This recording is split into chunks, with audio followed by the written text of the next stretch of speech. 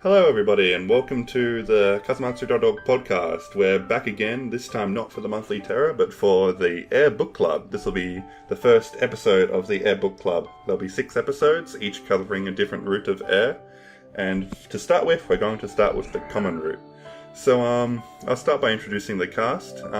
We've got a little bit of a mix-up now, because we've done new auditions and changed the cast around a bit, but you might see some familiar faces. So, introducing myself, I'm Aspiredy. I'm the admin of Kazumatsu.org. We have Biscuit Dough. Hey everybody. We have a new member, Bowie. Hi there. We have Eothero was meant to be joining us, but he was unable to make it due to some weather problems. And we have Linkthinks Hello. joining us again from the last few terrors, and also Pepe. Hi everyone. There we go. So, oh no, my voice is getting a bit raspy. Anyway, so a quick introduction. If you don't know who we are, Kazumatsu.org is a website for Key fans where we get together and discuss all of Key's works, their visual novels, and discuss them, appreciate them, share fan art, and just generally hang out and have a good time. The Air Book Club is one of our main events. The book club we do. We've done the Planetarium Book Club so far, and this is our second book club. And what we basically do is we go through reading the visual novel together as a community. We're taking 2 weeks for each route for a total of 12 weeks. And so yeah, we just get together, we chat about it on the forums, we contribute fan art for the work in question. And to start with, we have this podcast which we record at the end of the 2-week block, where we collaborate with these few members I've gathered here today, and we incorporate all the discussion, and we bring some of our own discussion, probably mostly our own discussion, but we incorporate the discussion on the forums as well, and kind of bring it all together. And we're also, if you're watching this on YouTube, you'll be able to see later on we'll be sharing some of the fan art contributions, so you'll be able to have some visual stimulation as well. And so, yeah, I hope you enjoy what we've got here. We're hoping to get this done in around 2 hours. So, yeah, sit back and enjoy. Therell be a break midway through, so you can have your tea or coffee or mother. little intermission. Yeah. Or Mountain Dew if you prefer. So, yeah, what If you're hardcore like that. Yeah, if you're hardcore like Linkthinks. So, yeah, so what have we got here? So we have a bunch of people here who have varying experience with air, and we're going to go around and see how everyone's experienced air so far. So starting with myself, I have watched the anime series in its entirety, so I have an idea of what happens. But this is my first time reading the visual novel, so my impressions of the visual novel itself are completely new. Biz, what's your experience with air? I know I've talked about it a few times about my introduction to Key and everything, and how I kind of stumbled across, the anime adaptations, and I watched quite a few of them, and Air is definitely in that jumble, but that's the one that I can't really recall when I watched it, but I know I watched it post Clannad canon. So I watched the anime adaptation, and I guess there was I watched it all in like one sitting, and I was just kind of like taken aback, and I was like, oh well, I need more of this. Like, I need to kind of dig into this more, because I felt like there was something missing. So I also watched the movie adaptation immediately after I finished watching the anime adaptation, which I also enjoyed. But still was just kind of like, man, what else is there? And this is also before I knew about visual novels and stuff. And so, just recently, a few months ago, whenever we started doing the whole book club thing, the idea of having an air book club came up, and I was like, well, okay, I need to read this now, because there had been an actual, awesome translation put up. So I was like, all right. So I went and read it, and yeah, I really enjoyed it, and I'm reading it again. Yeah, it's twice Because, in a row. yeah, Why not? It's good enough. it's been quite Like the experience. we're gonna do the Book Club originally, and we didn't because Planetarian came out really suddenly, and so you kind of ended up having to read it twice. So basically, I've seen everything air related at this point, and I'm reading it for a second time, so I'm quite pretty experienced in the air series. So, Bowie, what's your experience? Well, I guess I'm the oddball of the group in that no one really knows how much I know about air, including me. I have watched the anime to a point. I reached the end, well, what I believed was the end of the anime, only to find out that there was more, and it's been so long that I can't remember what point I exactly got to, and I've also forgotten a lot of what I did remember. So it's there, but it's not really fresh. So Mm-hmm. Fair enough.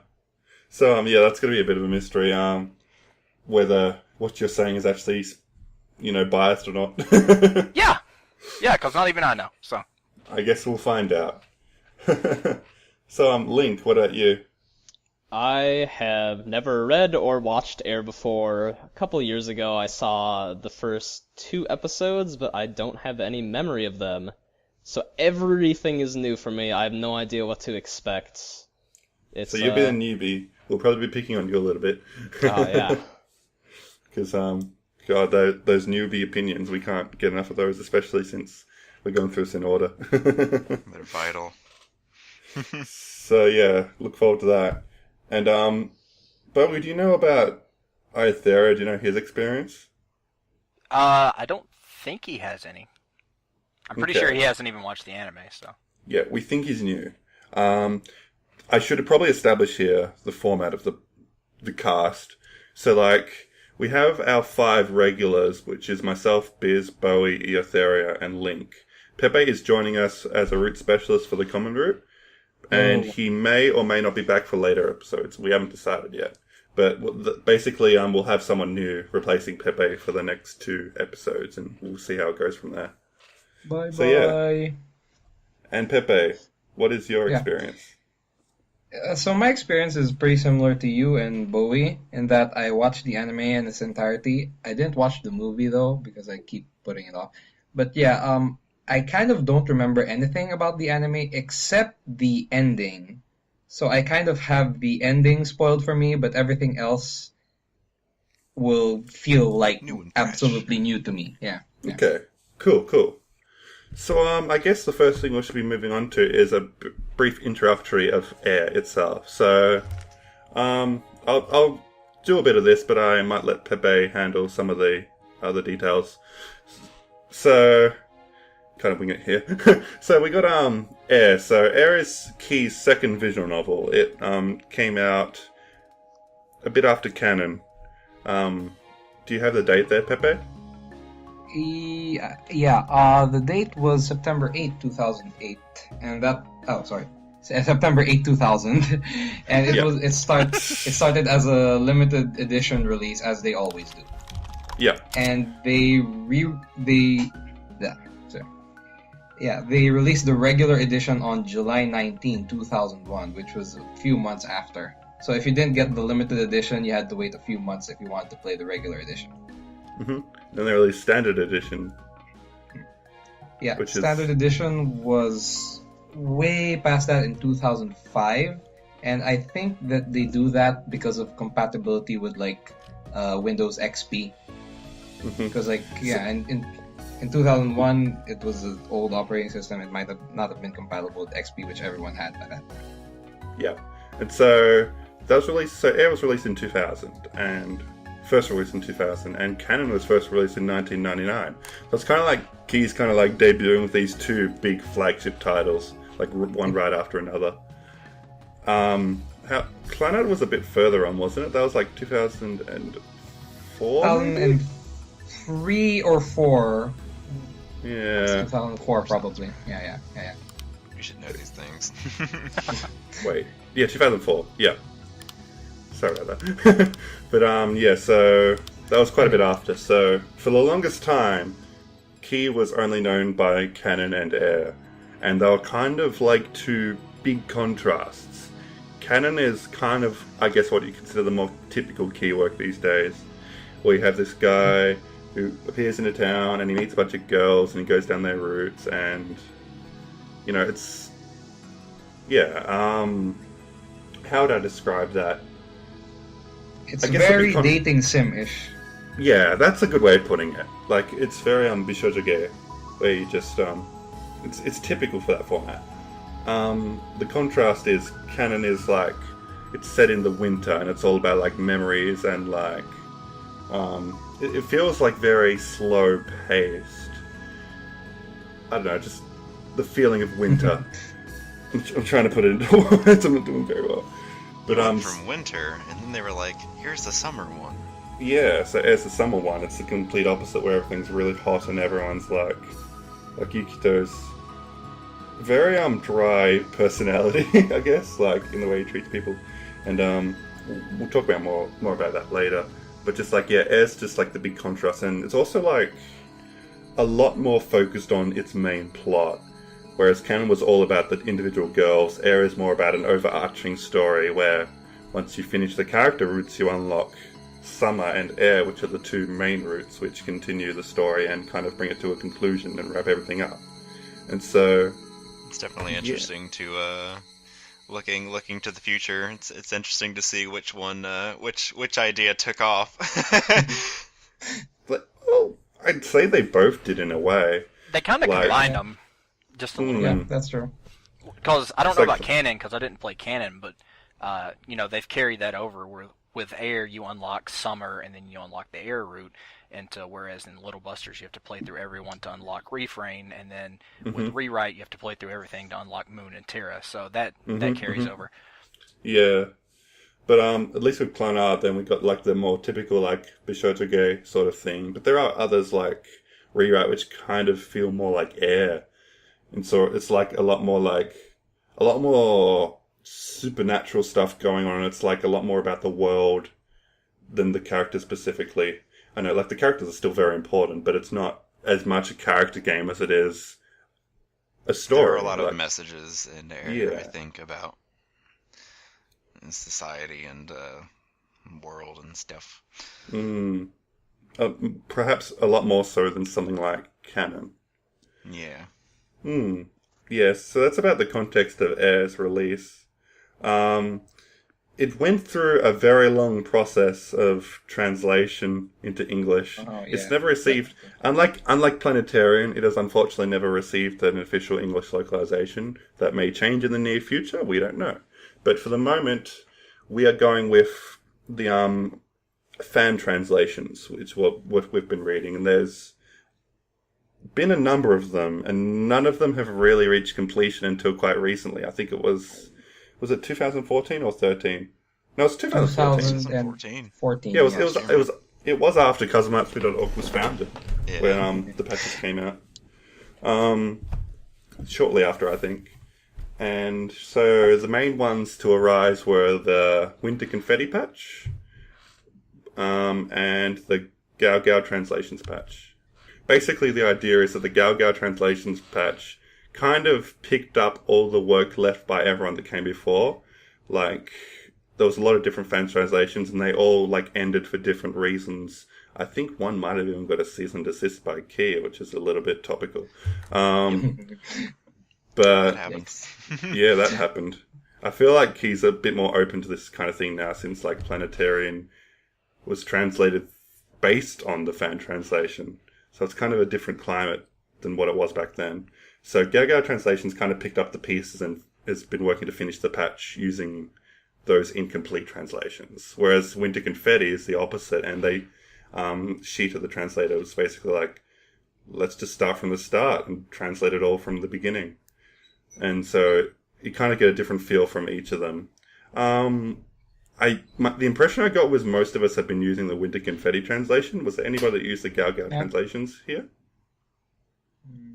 I doubt it. Yeah, I don't think so. No. Okay, maybe on the forum. We haven't really sussed it out yet.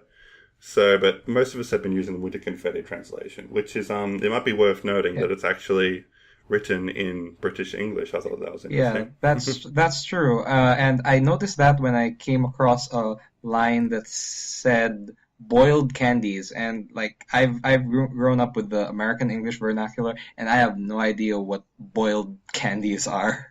What do you call So them I in had to America? search that. I found out it was a British term, and then I started to realize, oh, they're using British, and like apologize is spelled with an S instead of a Z. And Yeah. This might be a good time to mention like where we're all like geographically located. I said demographically there. Geographically, I can English. Australian English, in fact. I'm from Australia, and Australian English, I guess, is just, we kind of just want to have our own name for English. It's pretty much just British English. I don't know if there's any real differences. So you do know what boiled candies are? Yeah, I do. Okay. The boiled candies isn't what caught me. The first thing that caught me was the usage of mum. Yes. Oh, okay. And you might notice from our accents, but most of the cast here is from the United States. That'd be America represent. Biz, Bowie, Link Thinks, and the missing Ethera. Are all from Specifically America. Southeast America. Oh yeah. I'm from the north. Me and Bowie. And yeah. And Ethera, yeah. And Pepe, you're Yeah, from the I'm from the Philippines. Yeah, I grew up in the Philippines, and the Philippines is heavily influenced by American English. But you're But currently where are living in Japan. I'm currently living and studying in Japan. So, Nihon Ichiban.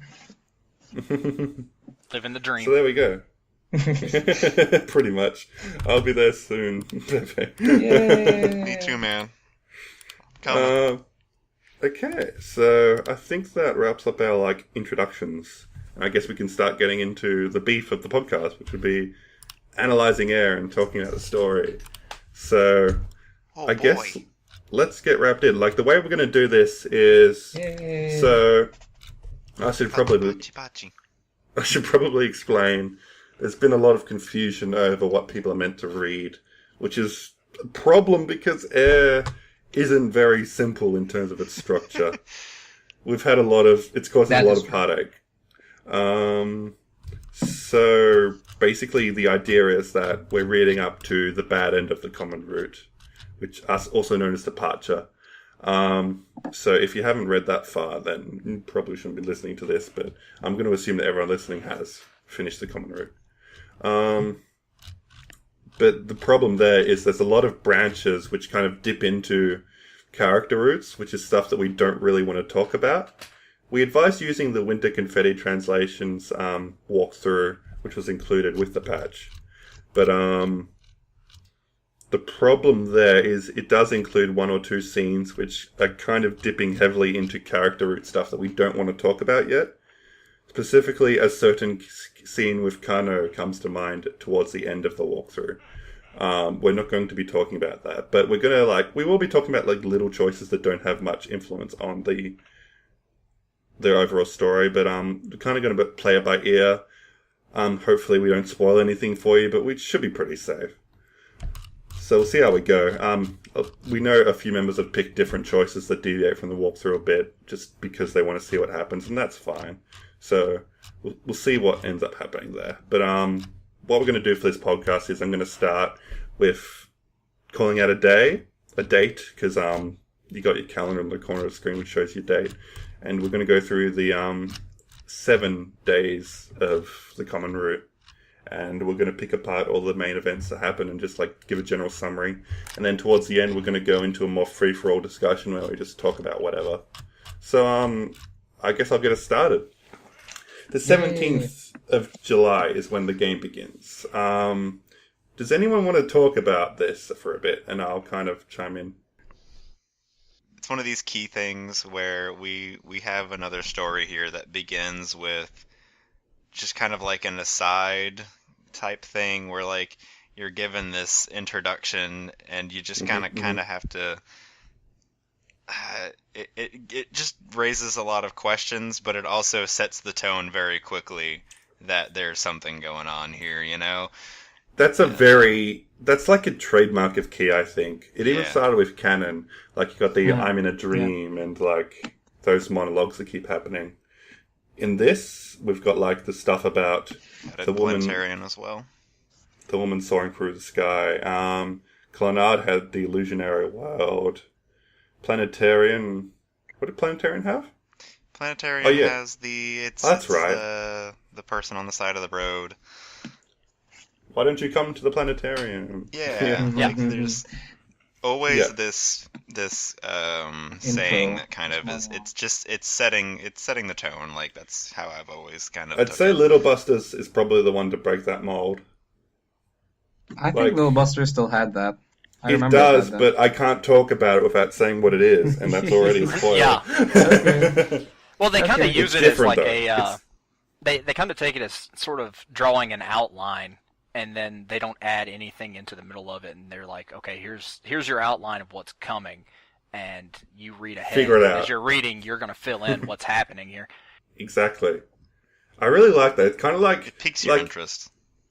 like if it started with the scene with Yukito jumping out of the bus, then it wouldn't be the same, you know.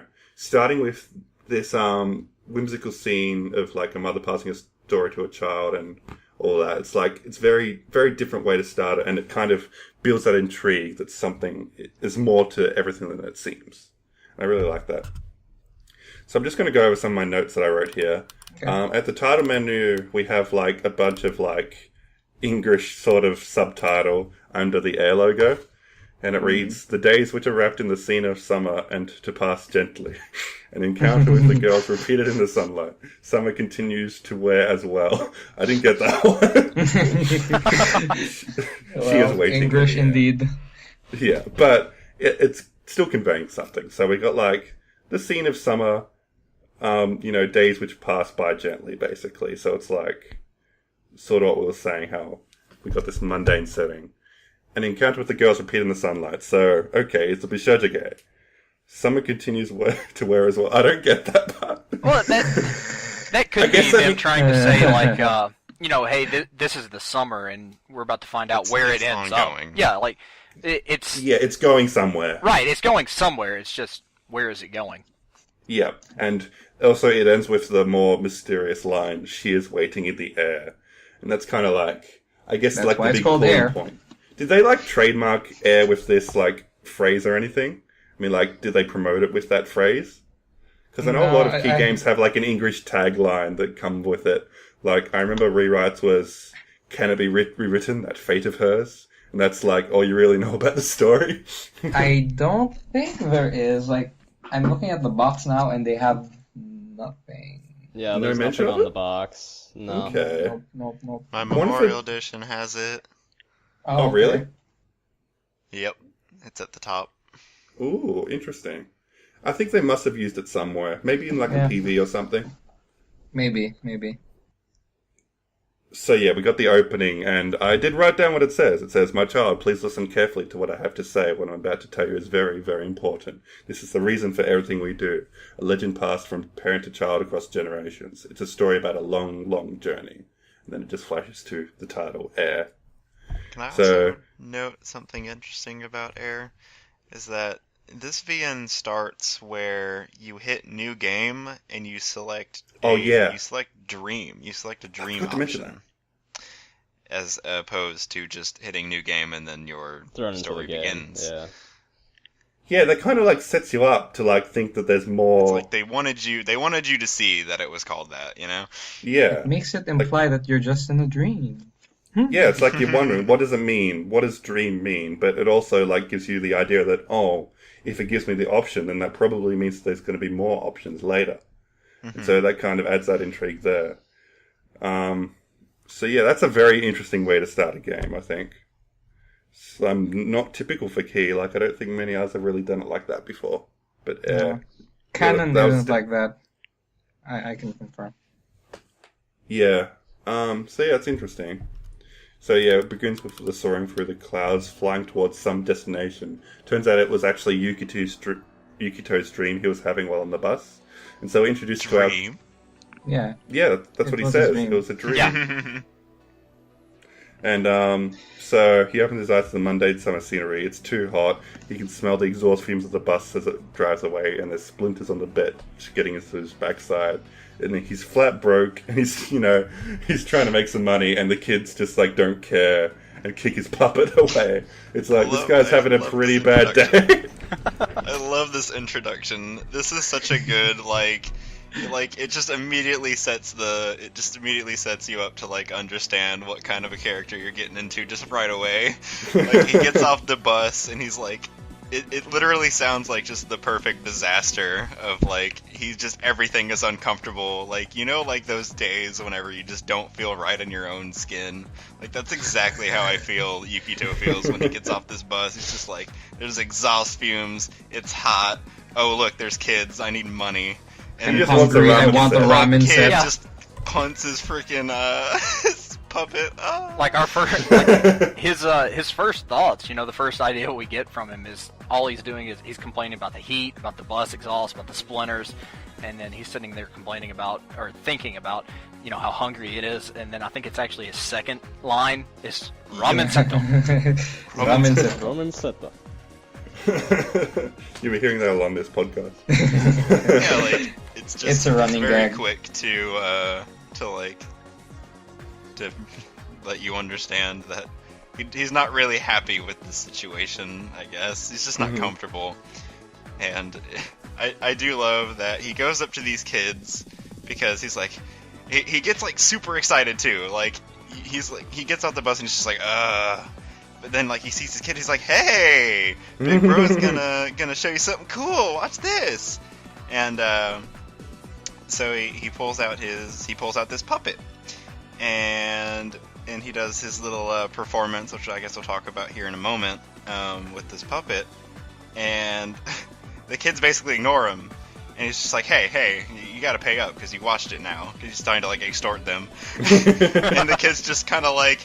He's just like, "I'll take care of this," and he just kicks the puppet, and it goes flying, and, like, they all run away, and Yukito's left there, and you're immediately set with, like, understanding how Yukito is kind of like a drama queen, because it describes the scene as a desolate wind rolls past, and, like, I just got this perfect image of him just sitting there like, But then he's like, no. the wind is only exists It's in my only in his heart. mind. Yeah, he's And imagining. after that happens, Yeah, he's he just like, immediately he's like, says "Oh, by the ramen way, set. I'm just kidding. It's actually stupid hot out here." Yeah, then he resets back to ramen seto. Wait, no. Yeah, and I guess after that is right when the opening starts playing, if I remember correctly. One thing I should mention is that, like, we see, like, he becomes absorbed by the view of the sky. He looks up and he recalls the dream he had just okay. before. And he's like, he just sees a bird flying towards the sky. And he's like, he tries closing his eyes, hoping the bird will take him with it. It's like a very different side of the characters from what we just saw. Like, he's clearly some kind of romantic, but despite how he usually acts, he's like a very sarcastic person, but also very romantic. It's very interesting. It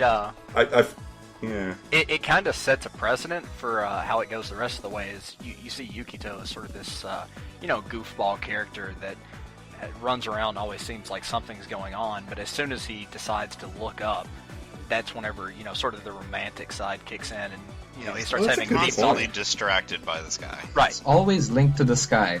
Yeah, very frequently. He'll just take a moment to look up, and he'll always comment on like the beauty of the sky. Like it always draws him in. Yeah, that's That very was true. one of the things I felt was really noteworthy about the common route is throughout the whole thing, it's paced really well so that even though a lot of it is just Yukito's misfortune and dumb antics, there's enough serious parts, frequently enough, to remind you that there's something else going on, that there's something more to him, and he's out there for something aside from just money. Yeah, absolutely. I might jump ahead a little bit and jump to some points where he's looking at the sky that occurred to me. There's this one point at night, we usually think of the summer sky, but there is a point at night where it's just looking up and it's absorbed by the beauty of the sky. He's like, wow, you really can see all the stars out in the country here, I remember that. Yeah, that was a nice little scene that might become relevant later. Okay. then we have the opening plays and Torino Uta. Torino Everyone, Uta. who doesn't love Torino Uta? It's the best. It's also the Bird most popular song. key song ever. Yeah, it really is. Like, that shit just gets sung at karaoke in Japan a lot, as I understand it. Objectively a very popular song. Yeah. It's pretty big. Yeah. I mean, I like to sing that one. It's a good one. And at the very end of the opening, we get treated to, like, there's a little message that appears on the screen. It says farewell. And then we see Yukito open his eyes and he's, like, on, like, the sea wall. And he's just like, did someone speak to me? I thought I heard a voice. And it's just, like, connecting the opening to his experience. Yeah. It's very interesting. So it's like, what is this farewell? I have something about the opening. Like, I noticed in the opening it mentioned the 1000th summer. Yep. So I guess that's something to think about. So, like, obviously, if it's a 1000th summer, something happened 1,000 years ago, right? That's probably the main tagline they use to promote the game, I think. Because that shows up a lot. It's like, I don't know, that just sounds like a cool title. The 1000th Summer. Yeah. I don't know, even if you have no idea what it's talking about, it just sounds cool. It's a good tagline. Oh my god, can you hear my stomach rumbling? I did hear that a bit, actually, yeah. You need a ramen set. I need a ramen set right now, which ties in great to what I'm about to say, because Yukito is starving and he's he always needs food. starving, yeah. And, you know, this is basically sets up, like, it's the next day now, it's a little bit of a time skip. But I don't know what he did in that time, he probably just slept on the seawall is the impression I got.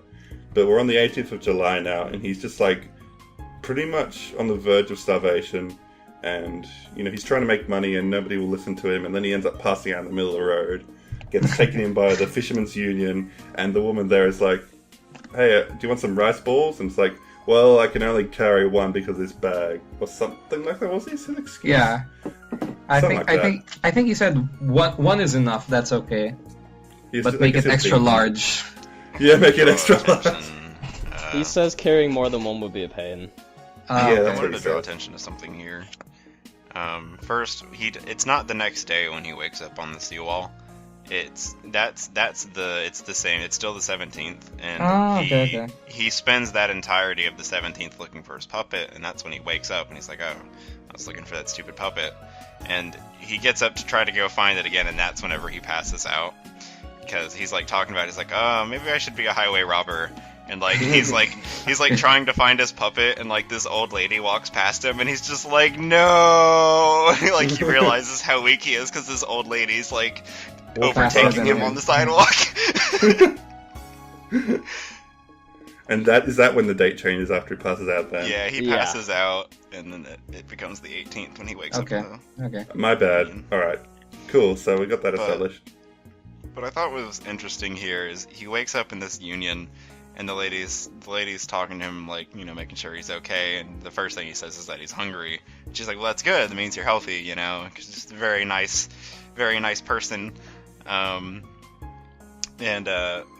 What he says here, it translates to, when one god deserts you, another one's bound to pick you up. And what you kind of get from this is, like, one door closes and another door opens. It's like an old Japanese proverb. Yeah. I wanted to look it up, but I didn't get the time. But what I actually got from this that I thought was really interesting is, like,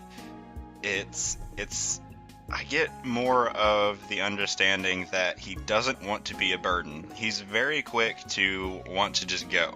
That's a good point. And she's like, oh, well, I'll make you a lunchbox. And he's just like, no, I'm good. It's like whenever he says one god deserts you, another's bound to pick you up, it's almost like he's thinking of it as a liability. Like he wants to get out. Like, and whenever she offers him, you know, something simple, he's just like, well, okay, fine. And he's really polite about it all. I just thought that was, you know, interesting. Yeah, like, those are interesting He to bring up. He does not come off as a freeloader at all. Like, he's very modest about it. Like, he just wants to go. Like, he's like, don't worry about it. But he ends up getting that extra large rice ball, which is pretty funny. Oh, but he gets that rice ball. Oh, yeah. And he's just Why like, not? all right, I'll take this. So I should probably mention a little thing I did for the book club was I went and made a giant rice ball myself and went to the beach with my Gao Stegosaurus shirt. It was awesome. That and I took a lot of photos. You can see them on the forum. I might post some of them here on the video if you're watching. Yeah. But that was a lot of Do that. fun. I tried to get it as big as possible without it like completely falling to pieces. Like the VN disguised it as being as big as his head, so I tried to get something pretty massive. It's huge. It's like bowling ball size. Yeah, I think that's exactly what they described it as, was a bowling ball. And so then we have the meeting of our heroine, Misuzu. Would anyone like to talk about this scene? Maybe someone else has spoken Natsukage! I guess I'll talk about it a bit. So it's obviously a very striking first impression when we meet Misuzu. She's standing on the seawall, she's got her arms outstretched, catching the breeze. And as we know, this game, yeah, there is a CG, there's a nice CG. And as we know, this game and Yukito, it's all about the sky and everything connected to it. So it sets Misuzu in this good light already, where she's painted as a very important figure who has some Like, sort I of really like the connection. wording they used here. Like, he looks up and he sees the figure of her with her arms stretched out, and he's like, "Wait, is this the girl I'm looking for?" He's in awe. And Yeah. Like, he's in complete Yeah, it's shock like- whenever he first sees her. Like, he's just like, Yeah. he's like, whoa, whoa, whoa, She- whoa, whoa. he says she looks like she's flying, and then he looks down and sees her feet on the ground, and he immediately loses And then he interest. loses Loses all interest. interest. Like, Her nope, feet are firmly done. attached Nope. to the ground, and I immediately lose interest. Yeah. Not the girl. It's Oh well. it comes back to that looking up and seeing something amazing, you know. It's all about like looking up at the sky. That's something really interesting you picked up on there. So if you want to continue, Link. Yeah, so after that, Misuzu, she notices him, even though he's ignoring her, she sees him, and she offers to give him a drink. Yukito doesn't really say anything, so she does it anyways. She gets her favorite kind of peach juice that Yukito Concentrated thinks peach is nectar. the concentrated peach nectar that Yukito finds absolutely disgusting, and he thinks that she's insulting him by giving it to him. Yep. And he goes to crush it before she Promptly realizing that squishes it. she actually likes it because she's drinking the same thing. So I suppose that even Yukito feels a tiny bit bad about doing something like that. I also love how he's like, yeah, he's kind of like ignoring her because like he just doesn't really care at this point. Like he's just kind of like, oh, it's just some other person. But like he kind of is watching her like as she goes to go get the drinks, and like he notices that like she falls on her face. Trips. Yow. So we're getting some nice development of this character quite quickly in how he's kind of observing her and things like that. I have something to add about Misuzu, by the way, about the way she talks in Japanese specifically, because like you don't notice this in the translation patch, because the translation patch makes it sound like he talks decently, but her Japanese is really, really simple. Like, she skips a lot of particles, she uses simple words, and it kind of gives you a more childlike feel to her. More, I think I got that Okay. feel through her way of speaking more than anything. That's something I wouldn't have picked Interesting. up on. Thanks, Yeah. Pepe. Yeah. Your expertise You're comes in. Well, I'm not very good at it, and the reason why I notice it is because I'm not very good at Japanese, and I notice like, oh hey, I can understand what the Japanese that she's saying because she's saying it very very simple in a very simple Still, way. It's Like something. I couldn't understand what Yukito was saying through just his vocals, but I understood Misuzu. Yeah. That's cool. So yeah, it's a lot like sort of Ayu's character in canon, I guess you'd assume. That's sort of like childish heroine. Mm-hmm. But yeah, so I guess that's what you'd be drawing comparisons to. And so we have this scene where he just like keeps trying to get away from her, and she keeps like kind of following him. It's Dash. just like Dash. you get the choice. You get the choice to either walk away quietly or just run away, and it just goes dash. I did love want to that. note right here. This is a great another great characterization of like Yukito. You have to remember, like, back in these VNs, there's always the self-insert idea of being able to put yourself in the Yes. protagonist's shoes as yourself. However, this is you can very easily understand that this is a story about Yukito. This is not like self-insert. Like he is a character. Yep. And he's a very Mhm. important character. And one of the things that's really interesting about this choice is that you don't have an option to actually speak with Misuzu. You are either walking away or you are running away. Because that's it. Yukito does Like, not he want wants to speak out. with her. Yukito wants to get away, and like he's like always talking to her about like, do you want to go home? It's getting late. You're gonna get sick or blah blah blah. And he's just like, I'm not being nice. I just find you annoying. What I Just was wants you to go thinking away. reading this, it might be harsh, but what I was thinking reading this is like, this is the perfect visual novel to give to someone who like doesn't usually get into the whole anime thing, because like they might just like see this immature girl as like, she's annoying, I don't want to associate with her, and then it's Yeah. like Yukito's actions perfectly reflect that. I feel He's trying like to get away. Like it's very relatable. It's exactly like being, someone's talking to you that you just don't want to talk to, and so you're trying to like get away, but you can't because they just keep coming. It's like, I need to go. Yeah. So my idea is that like if someone who like wasn't into like the sort of anime thing played this game, they might like be able to relate to Yukito's like disinterest, but later maybe be able to form a bond with the character. I don't know. It's just something I thought about. And I there's think a if they could couple of other get things. past the art style, yeah. The art style would probably be the biggest hindrance there, but it's still something like I thought about. But yeah, so other things that brings to mind is you can in fact change the name of your character in this game, which I had a bit of fun with later on. We'll get to it. We'll get to that. Yeah. Let's save So it. yeah, It's so great. there's still that influence of like it's still being a Bishoujo game, and they sort of expect the player to self-insert, even though the writing contradicts that. I don't know. That might be like the sort of thing where the writer's got one idea and the publisher's got another. I don't know. But also another thing worth mentioning, like so many thoughts came to mind. This game has a lot of choices, more so than most key games. I think it's just That's true.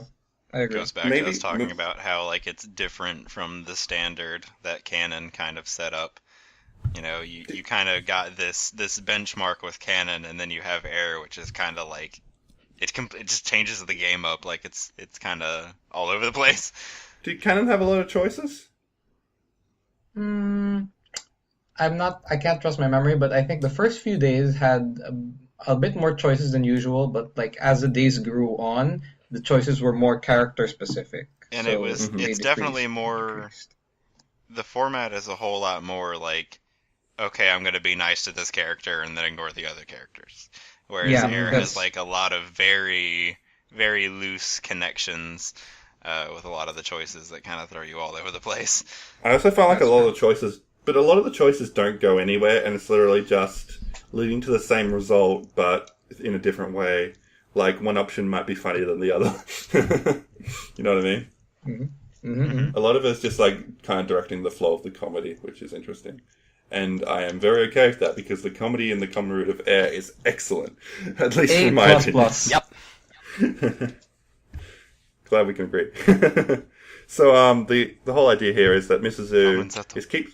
keeps tailing onto Yukito, and eventually he's trying to get away, but she ends up finding his puppet for him, like being like in a tree being assaulted by some crows, I think it was. Crows. And Yeah, it's crows. just like, yeah, so it's like, so he's got his puppet back, and so he kind of owes her a debt now, so it's kind of hard to get away. But then kind of seals the deal when she basically promises him dinner. It's like, he Yeah. keeps like going, like, He's oh, like- food, wait. It's like, I'll have a... He's trying what to was think it? of he's trying to think of ways to get away, but at the same time he's like do I look like a nice person? And like he kind of starts putting himself down a little bit. Like he's always Yeah. talking about he's like I'm just some creepy guy, you don't want to do this. Like Yeah. and you can see genuine concern with Mm. Yukito because he's just like, is she skipping school? Like Yeah. he's just like, what? She has an ulterior motive is like another thing that he's always like bringing up. He's just like, she wants something from me. Yeah. Um, I think traveling alone does that to you. You have to learn who to trust and who to not trust. Yeah. And Misuzu is like, really weird, so you He's- kind of think you shouldn't trust her. he's trying to figure out what the ulterior motive is, and like one of the things Misuzu does is she's just like, "Let's go play. I saw some kids playing. It looked fun. Let's play." And he's just like, he's like, "What is this kid doing?" And like he starts thinking of It's one of the things that goes back to him kind of being a realist. And just he speaks his mind, and you're in his mind, so of course you're gonna see, his real thoughts. And he starts thinking of ways that he can kind of like take advantage. He's just like, I wonder if she's got money. I bet there's food at home. I bet they're not gonna be home for a while, and there's a spare room in that house. And he's like, no, I can't get involved. No, no, no, no, no. He's like trying really hard to get away from it, and then she's just like, do you want dinner? And he's like, what? He's like, what was that? No, but got his weak I love point. this exchange. The exchange is like I'll make something for dinner. He's like, ramen seto. He's like, He's oh, like, I can't make a ramen set. She's like, ramen and rice then. Sure, I'll make that for you. And it's like, done. Well, like at first she brings up, she's like, "Oh, well, I can feed you," and he's like, "Oh, no, I can't be tempted by food." And then he turns around and tries to walk away, and then his stomach starts growling at him, and then he turns around and he's like, "Ramen seto." It's just like, don't leave after you order something. Yeah. Really funny. And so eventually he does get end up tempted by the food and ends up going to Mrs.'s place. And yeah, we get some nice scenes there. Oh, I love those I guess scenes, like the main one to mention would be the phone. Like, you get a different choice. Like, the walkthrough actually specifies here. You can go the plot route or the funny route.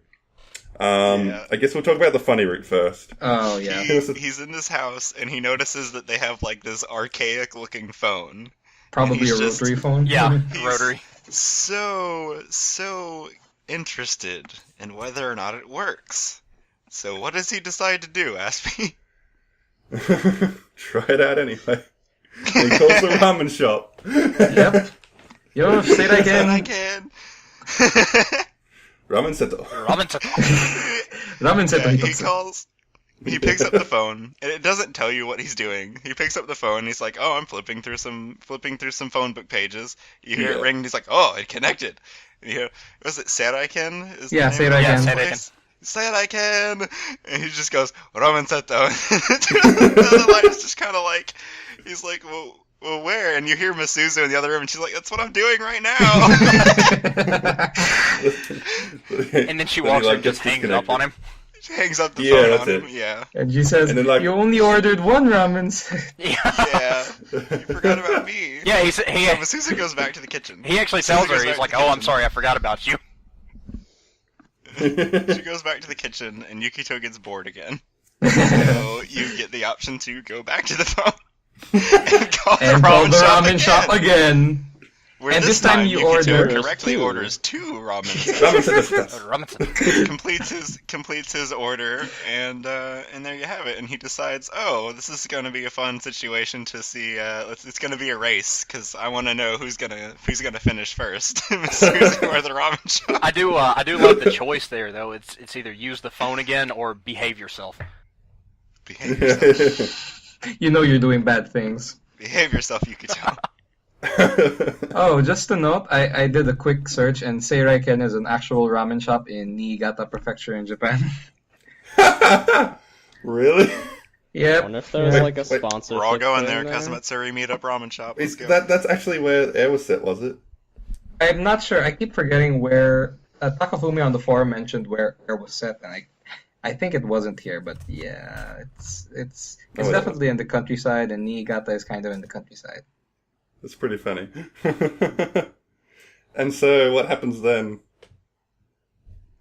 Oh, Oh yeah, he orders 2 ramen sets, and he gets to complete his order this time. And then he sits down and waits to see who's gonna be there first.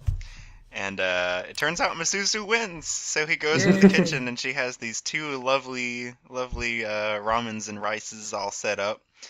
And right as they're about to eat, there's someone at the door. Ding Ding dong. dong. And it cuts to Masuzu going, "Why'd you do that?" And Yukito's like, and just as quickly, the ramen sets increased from 2 to 4. Yeah. I was laughing so hard at that part. I love that part. And then, in the end, he has to eat 3 of them. He tells him to eat one of her portions. So he eats 3, and she's just kind of like, man, you can eat a lot. And She kind of demands it because he mentions, oh, well, I can eat enough for 2 people. And she's like, well, you're going to eat enough for 3. Yeah. Yukito says, like, oh, I can eat as much as needed if necessary. It's like the one time he got what he wanted. Yep. So yeah, and so I guess the other point where if you choose is you don't call the ramen set shop. You actually end up like fishing through the phone book, and you're like, oh, I wonder if Miss Suzu has any friends, and you like call up one of her classmates. I think you look for a yearbook or something like that. Yep. Yes, Yeah. the school directory. Yeah. Kawaguchi So Shigemi, that's the one he chooses. Because Yeah, she's and, beside Misuzu in the class.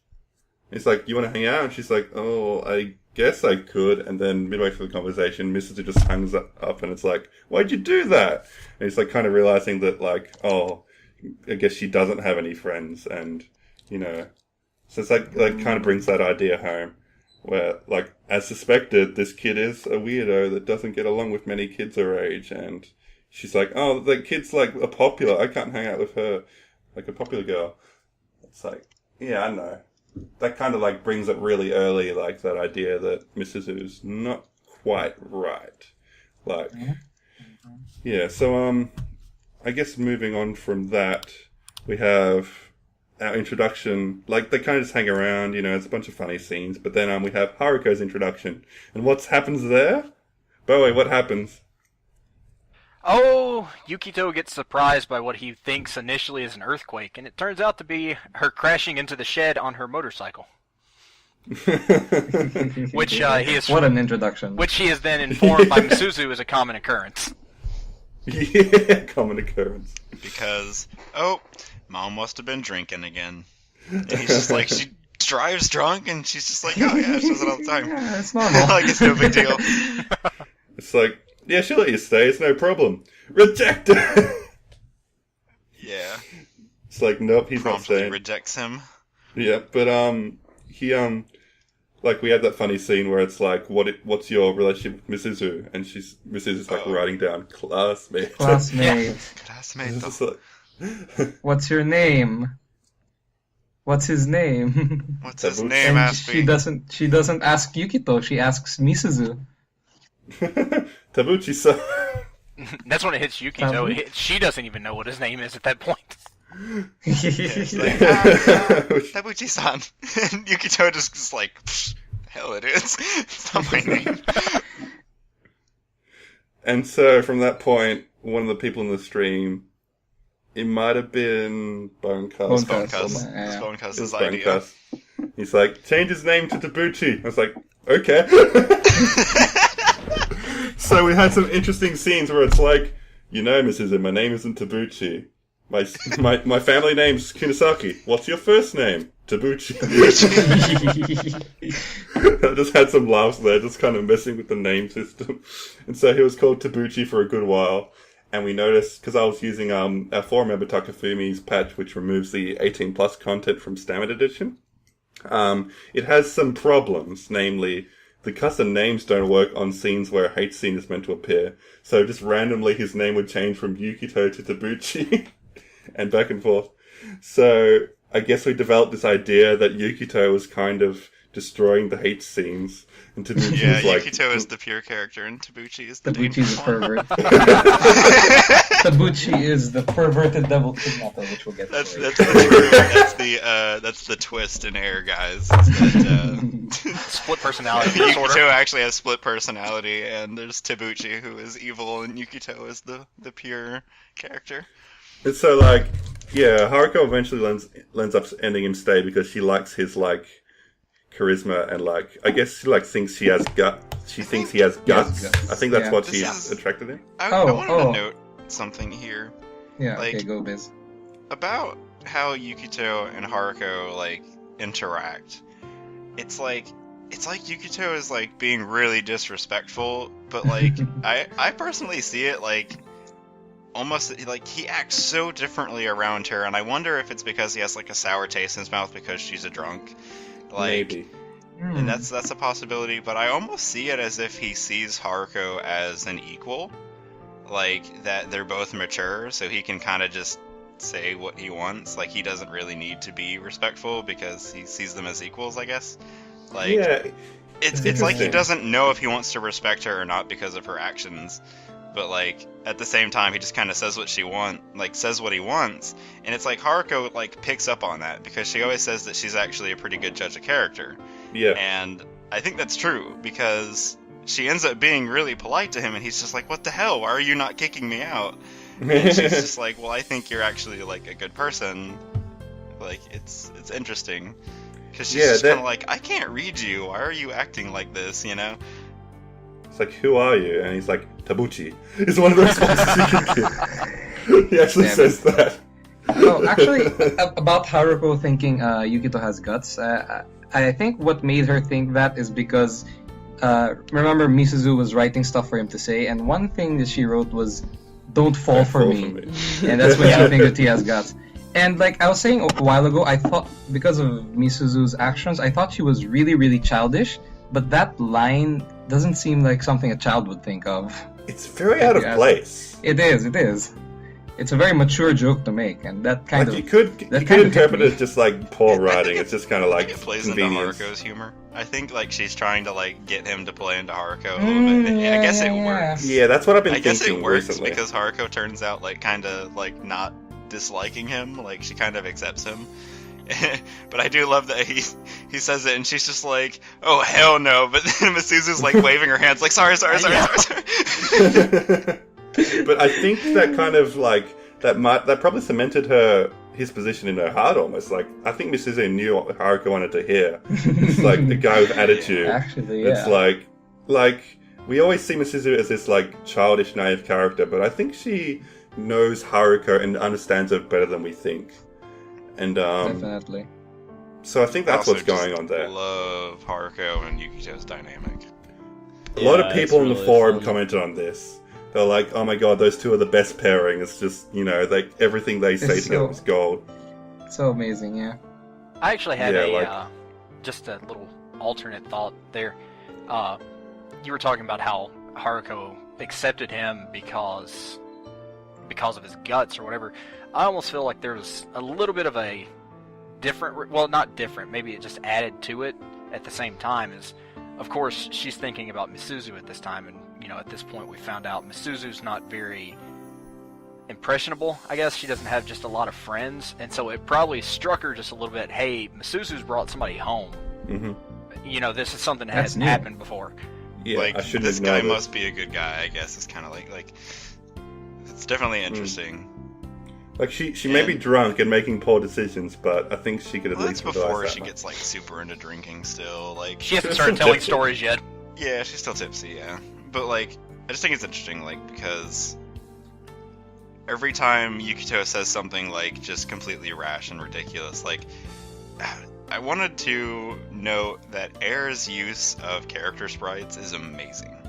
I don't know why it's just this VN that I've noticed this in, but like there are just like a lot of sprites for the characters, and like they kind of move around and have a lot of like really diverse like expressions. I did notice that. It's like, hey, they even made a sprite for Misuzu holding her juice box and drinking. Yeah, like Yeah, whenever that they're was really like cute. turning, like they turn left and right. They like they cock their heads. Like there's there's a lot of sprites, and it's the usage of them is really good, and like something about Air that I just noticed that, and this is one of the situations where I noticed it because the way Haruko reacts whenever Yukito says something ridiculous, she's just like, "What? Like, why did you say that?" Like, there's always like this pause where she's just kind of like, you can tell she's trying to read him, like, in what he's trying to do. And her way to do that is through drinking. It's like, let's get him drunk and get him to spill all his erotic confessions.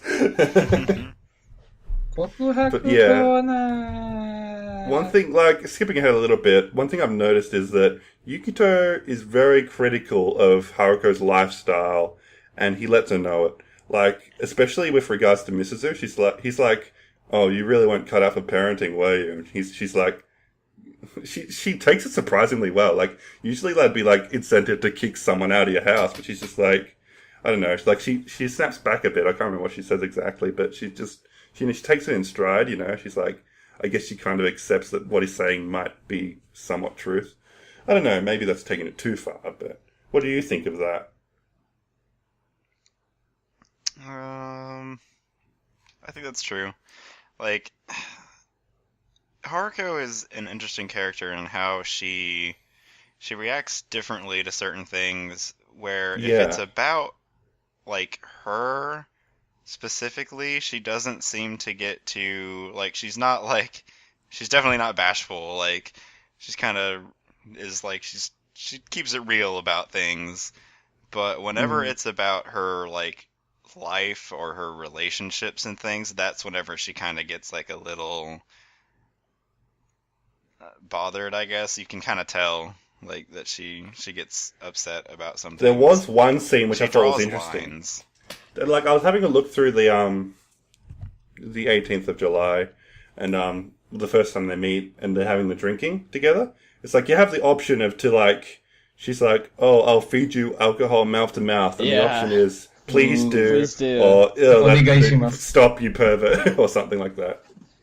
And if you choose "please do," that leads to all like the funny like drinking scenes. If you say no, it actually leads to a more plot-oriented scene where it's like. Yep.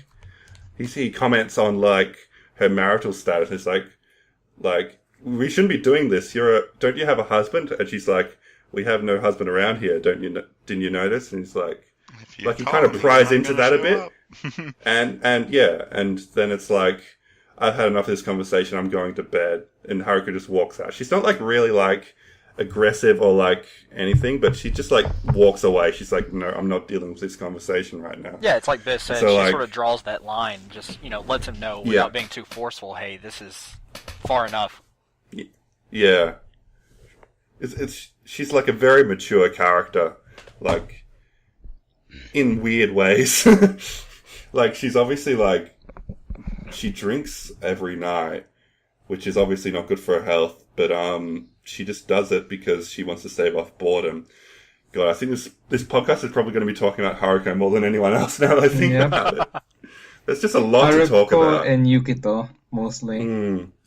Because like we see like there's scenes where like I might put it up now. Cheska drew a brilliant fan art of this one scene where Haruko's just looks staring into a fan, and it's just that one scene where like Yukito, I think he was like in bed and he just like opens his eyes to see that, and he's like, wow, like she really doesn't have a lot to do with her time, does she? This is like That's like at the end of the 20th. yeah, that's jumping ahead a lot, but anyway, like this one scene where it's like she's decided not to drink for once because she's always drinking every night to stave off boredom. We see him as like when she doesn't drink, we just see this, and she like gives off this really like thoughtful, pensive look, and it's like that's really powerful. I don't know, like There's like a whole scene that's like kind of wrapped around that I wanted to get to later. all right. So we've reached an hour now, so I think we're going to have a little break. So we'll come to it back in a second. So if you're listening to this would be a good time to pause the recording and just like take a break, maybe get a drink or go to the toilet, and we'll be back in a few moments.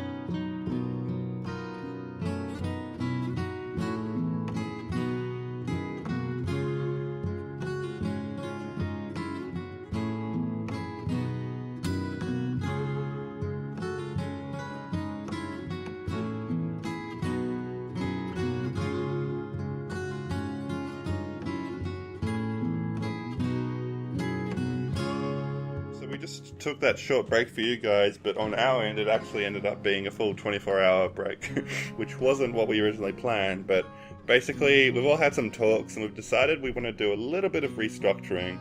So like I guess you can consider this podcast a bit of a growing stage for the book club. but we're still trying to figure out what we're doing. But instead of like following the day-by-day structure, we're going to start going more focusing on just more free-form discussion where we just talk about whatever topics we want to talk about instead of providing such a detailed summary. So let us know what you think, and I guess we'll jump right into it. So we left off at the end of the 18th of July, and we're into the 19th now, so it's pretty much the second day. Like, I don't think the first day counts that much. And we're going to move on from there. So let's start. Does anybody have anything particular they want to talk about here? So one of the most interesting things about Misuzu saying she feels like there's another her in the sky, besides the obvious connection to the title Air and Yukito's journey, is that it's strange. It's really strange. It's odd that she feels like that, and she's standing on the seawall looking up into the sky as if she has some other purpose. And this is enough that Yukito even is like, whoa, maybe she's the person that... He latches on to, because he starts recalling the specifics of the story that he was told about there exists a girl with wings far away in the sky. Mm-hmm. She's been there for a long, long time. She's still there even now, wind blowing against her spread wings for all eternity. And it's just kind of interesting that Misuzu says there's another me in the sky. So it's just kind of like... I like how he just says... Yukito's kind of like really taken aback by that. I like just how he just says offhand, that's probably the girl I'm looking for. And she's like, wait, what? It's like, oh, right. The other you is the one I'm looking for. Yeah. I just suddenly started wondering, why did Misuzu suddenly say that to Yukito? I mean, she's just met him for a few days. Yeah, she's just met him for a few days. She barely knows him, and she's saying that. Yeah, I'm all confused about what the fuck it means. Like, this is obviously this is a big point of mystery for anyone reading. It's like what? Does Misuzu tell that to Haruko? Or we don't know. Does she feel something about Yukito? She also continues to say that that she'd love to fly, but obviously she can't. And Yukito, same thing with what he says, oh well, that's the one I'm looking for. He's being kind of snide about it, and he says, well, why don't you just get on an airplane? And she's just like, well, it's not the same. There's a difference between being on an airplane and then having the wind against your body. You know, it's greater than just being in the air, and that's kind of Yukito. It's interesting how Misuzu is kind of you would always think, the way she speaks and stuff. You think, oh, she's kind of immature, but she says these things that are kind of deep. I'm trying to analyze what that might really mean to her. What does that mean that there's another me in the sky? Is that something like saying that she's perhaps dissatisfied with the world that she's in, and she's envies a world where she can flow through the sky or something? I don't know. It's she dreams of I don't think it's like that than herself. I don't know.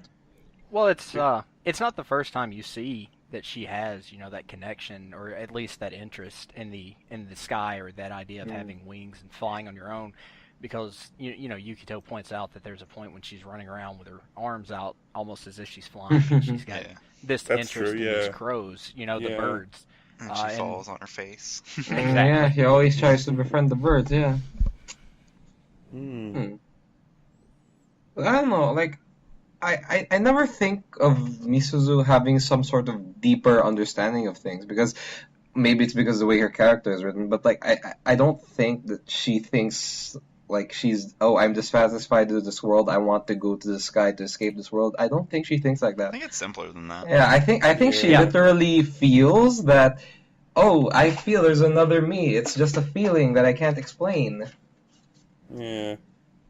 Because I think that sounds pretty fitting. I don't want to think badly about Misuzu, but she kind of isn't smart enough to think about it. Hey, you gotta remember the story whenever they're back at the house, and Haruka's they're talking about the backyard.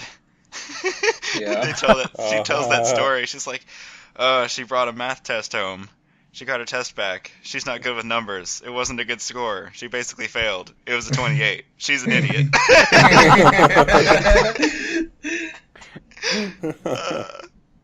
Yeah, that's right. They were talking about there's a creeper Poor in the backyard. Masuzu. What about that? That's a question. What is the creature in the backyard? I think it's Is that touched on at all in the common route through any of No. the options? No. just that one option where you decide to listen Yeah. about that story. They're just Like being silly. Yeah.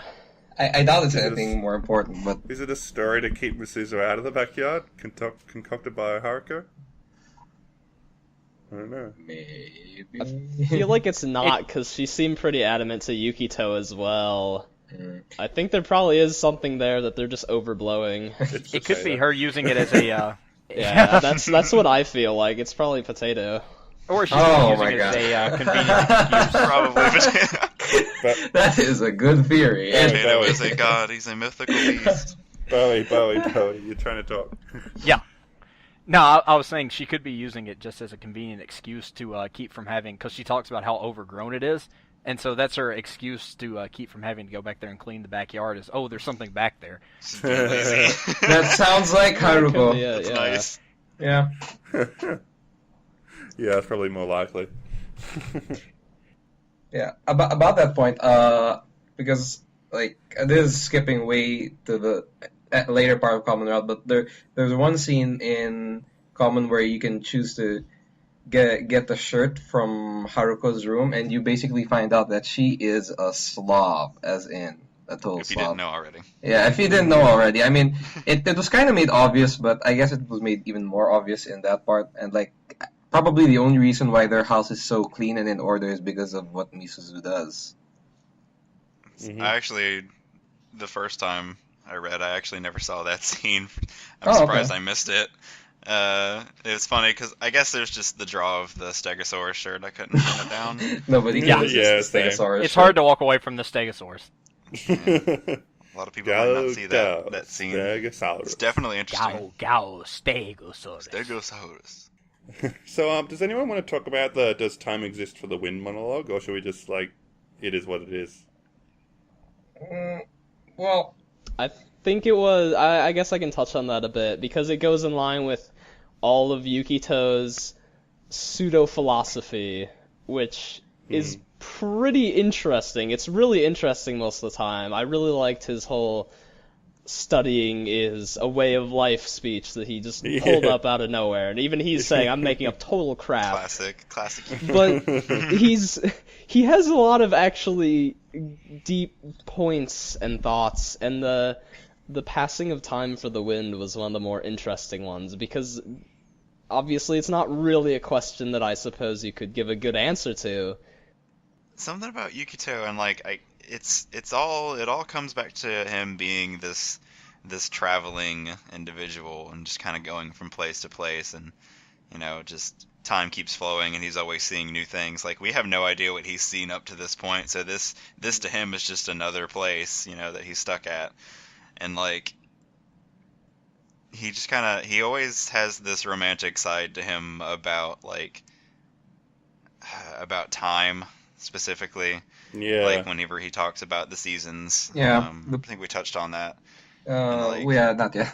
About the seasons, because he was mentioning how that's why the seasons matter, because hang on, let me get the quote right here. He's talking about he says that seasons are important after Masuzu says that like she wishes it would be summer all the time. Yeah. And he says, well, that wouldn't be very interesting because then summer would lose its special value. Yeah. Yeah, it being would this lose value nice, because the peaceful best thing time of year. the best thing about it is that it does Here we leave, go. so you remember it. Okay, I got the quote. It's memorable because the seasons leave on. It won't leave an impression if you're in the same place all the time. You'll always remain the way you are now. And I think that affects Misuzu heavily, because I guess Misuzu kind of hasn't changed much since she was a kid.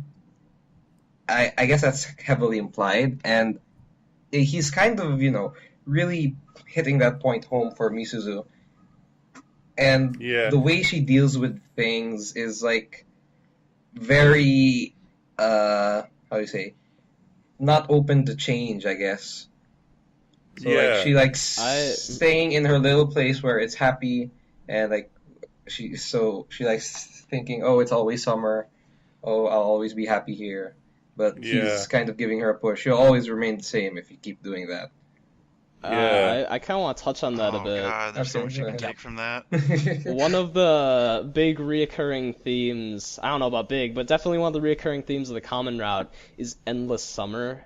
It's yeah. mentioned numerous times. Yeah. I know Thousand Yukito says Summer. it as dream, It says at the thousand end. summer. It's like everywhere. Yeah. I'd say personally, the feeling it gave me as someone who doesn't know anything about air, combined with the name of the route being Dream, was that this is some sort of time loop. That's the personal feeling I got, is that this is just a Okay. looping summer, because they say that. Speculation time. Especially it was interesting in Yukito's dream it said that. Yeah. That's another interesting thing. Like it says it at the end too. Like I guess it was like Yukito's monologue. Like he's thinking it to himself, but he's like, whenever they walk away, he says summer is still far from over, and even now we're still floating in the air or whatever he says. Yeah.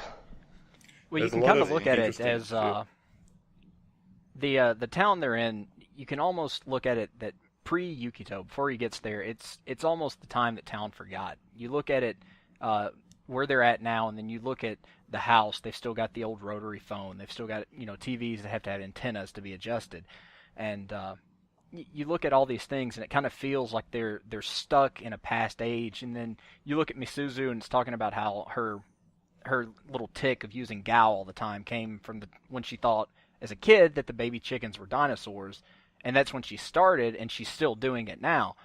And so Yukito all of a sudden is introduced into this equation and sort of becomes Someone's phone a went off. break Yeah, it's point. like this Yeah. town is like this. This town is like kind of this. It's set in this regular kind of rigmarole thing. This setting that's just kind of It's very always countryside. just the day to day. It's a very simple place. They live simple lives, and like they all get by doing what they do every day. And it's like they're just kind of all fine with that. And then Yukito shows up, and like all this stuff's getting unearthed about what seems kind of like he kind of like shows up and kind of shakes things up, you know? It's not Like, quite who's this weirdo. It's not quite Higurashi level, but it's not like there's huge. Okay, I haven't read conspiracies going Higurashi, around so I every- don't know. I haven't either. Well, it's not Your really a Higurashi spoiler. out of my This is- ear, book club. This is pretty. Like the whole idea of Higurashi is just like established at the very beginning. It's like this guy outsider comes into like an ordinary looking countryside town, and then he realizes like lots of like creepy conspiracy shit going on around every corner, and he's just like basically an So it's outsider hot coming in fuzz. and just like roughing shit up. Basically, it's like what the fuck is going on here? I don't think that's this level. I just thought that was an interesting comparison. definitely not. Yeah, no, it's nowhere near that level, but I just no, think no. it's a simple town with a lot of people who live simple lives, and Yukito is kind of a weird stranger, and so they're all kind of seeing this weirdo walking around, and they're just kind of very interested by him. They're like, "What's this guy doing?" You know? Yeah, he really is. Yeah, it's Seems sort of, like the center of attention. yeah, borrowing from the Higurashi again, it's because the same thing from Higurashi. It was a big town kid coming to a small town village. Sort of the same deal. You've got this village that's a very much closed loop. Everybody Yeah. knows everybody. And all of a Yeah. sudden, you've got Yukito, who's traveled the world. Who's all of a sudden introduced to sort of shake everything up. Yeah, they keep I reinforcing. Oh, did you want to say something, Link? Sorry, you can go. I'll bring up my points after because it's something I've been He wanting to talk sounded so about. excited. Okay. Yeah, I'm so well, excited. I don't know if I don't want to steal your point. Just say what you're gonna say. I was going to say that there's this idea that they keep reinforcing that, like, Misuzu is kind of like a bird in a bird cage, and Yukito knows the outside world. And it's like, Misuzu's curious about his experiences and stuff. I think this was brought up some point. It's just like, this I don't contrast remember that between... being brought up. I think it was. Okay, I anyway. Even don't remember better. it being brought up, but I definitely see what you're saying. Yeah, I can see that. Maybe it was just, like, implied, but, like, this idea that, like, he's someone who's experienced the world and she's never left her village. I'm trying to remember what the context was. I like at the end with Departure how it's like, yeah, I'll come back to this town someday. This isn't the last time I'll see you. And it's like, I guess like Mrs. kind of wondering like what kind of things he'll see out there and if he'll ever remember this small little town. If it's actually significant. And I mean, to the first him. thing she says is how like she wants to contact him, like, and he's just like, well, that's not really gonna be possible. Yeah. He doesn't It's like, have but a I'll phone. come He back doesn't have here, an address. But another thing I wanted to touch on is Yukito seems to have a very vague memory. It's like he's been traveling so long that he's kind of forgotten where he came from and where he's going, it seems. Like, It's almost like He's forgotten jaded. even his own Maybe age. he is That's the jaded. thing. yeah, he doesn't even remember his own age, and he's not Like, maybe entirely he's sure just what his seen journey's so all much about. that he's like desensitized to everything. I kind of want to segue off of that bit because the point I wanted to make is that despite the fact that he's been to a lot of places, so he says, and so we can assume, but even though he seems like a traveled person, we never hear anything about anywhere else he's really been. Yeah, he never says anything. Like it's almost like nothing left an impression on him. Like, I guess we can assume that something's in there and he just never brings it up, but he just never says anything about it. Or you could twist it Or- around to the theory that this is like a dream and he is like, maybe, he just entered this world.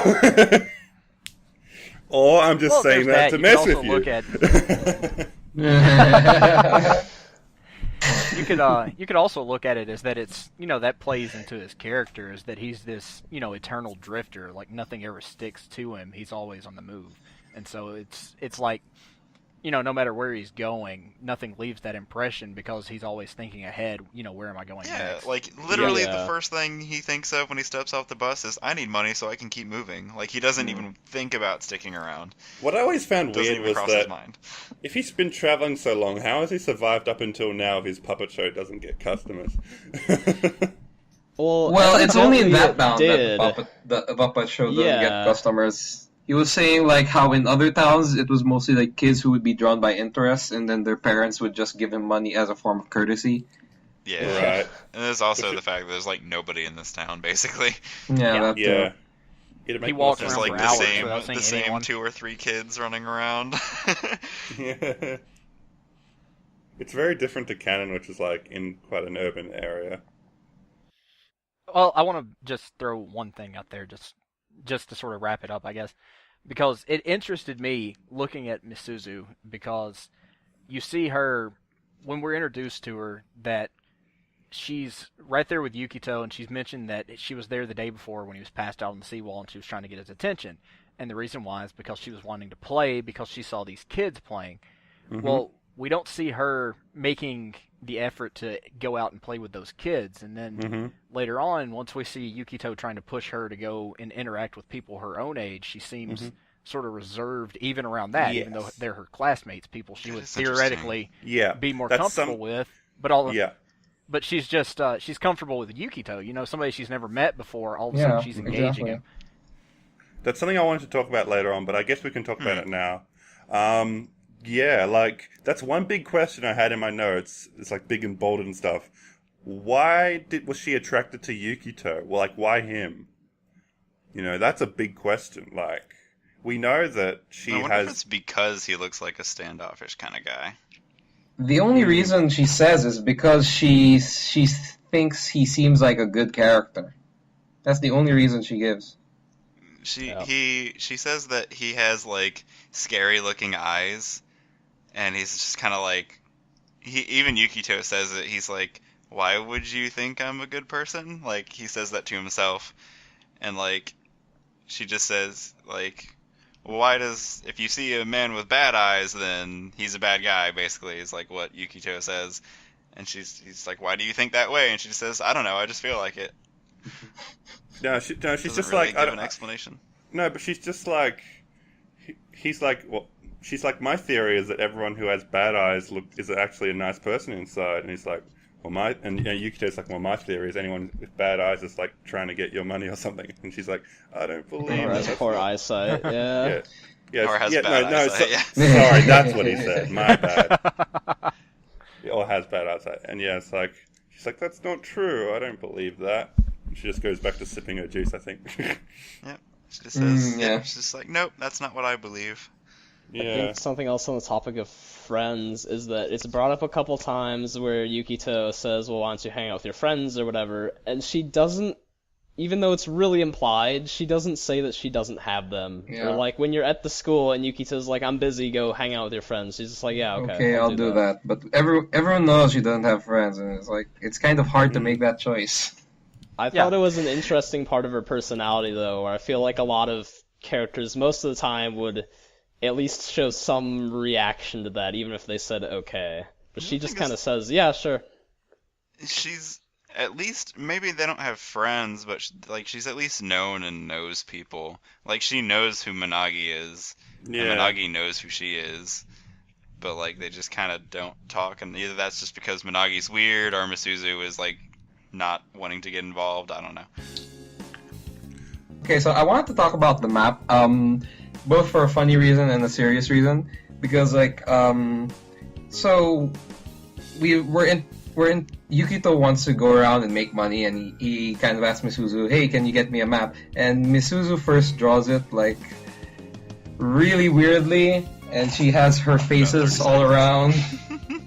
Yeah, in about 30 seconds, and she has her faces all around, her sipping juice, Dinosaurs and stuff. dinosaurs in the background. It's really funny.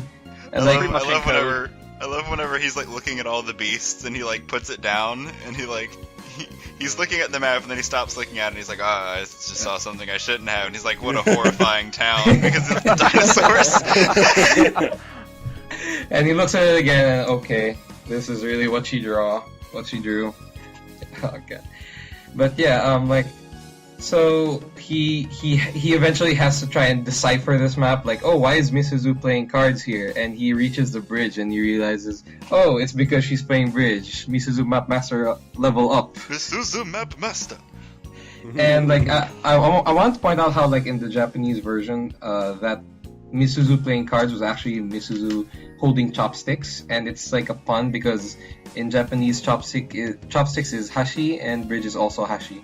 So I like how Winter Confetti kind of really changed the map to localize I really like that that because it actually does retain. It's actually a really good translation because it actually retains like the idea. Like you still kind of get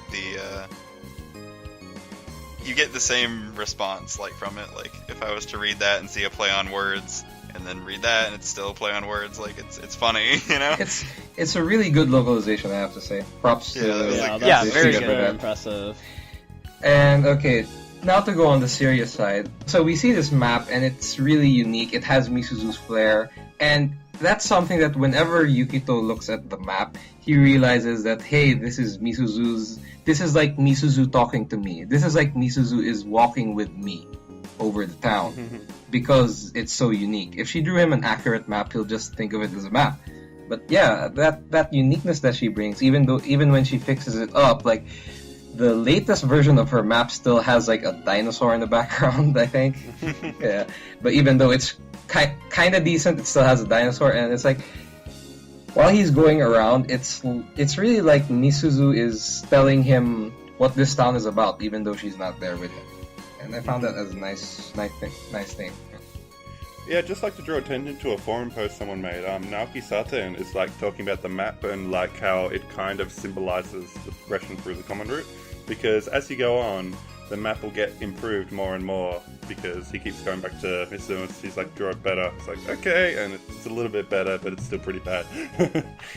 And he makes this comparison of like an RPG where as the map improves, so does his relationships with the people, and he keeps like leveling up. And unfortunately, if he doesn't form those bonds, what we get is the bad ending. That's cool. Yeah, The map's a social link. it's social link. Cool. And I also think it's really interesting when you think about it now, because like whenever you look at the really dinky 30-second map, you can still understand it. It's just super Misuzu. So if you're the Misuzu map master, then you can look at it and you understand. You understand what all of those things are, and it's actually kind of cute. You just need to level up to become the Misuzu map master, and then you've mastered air. I was saying that whenever Air gets officially localized, there needs to be a Steam achievement. Whenever you get all the maps, you gotta get the master achievement.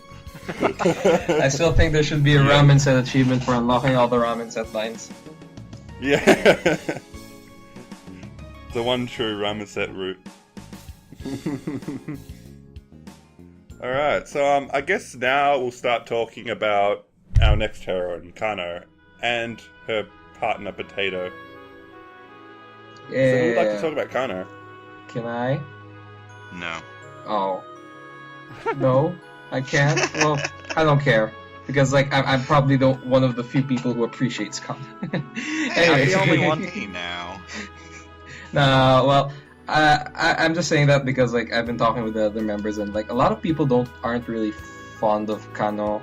And I can't understand that because I really like Kano. And so, like, we're introduced to Kano, and we're actually introduced to Potato, and by extension, Kano. And Potato and Kano have this, like, really cool relationship with each other. Like, they can talk to each other. Yeah, they can talk to each other. That's the thing. But it's like they're always in agreement with each other. They're always in sync with each other. So, like, one of her key lines is "Ne Potato," and then Potato's like, "Yeah, pico, pico, pico, pico." Pico, pico.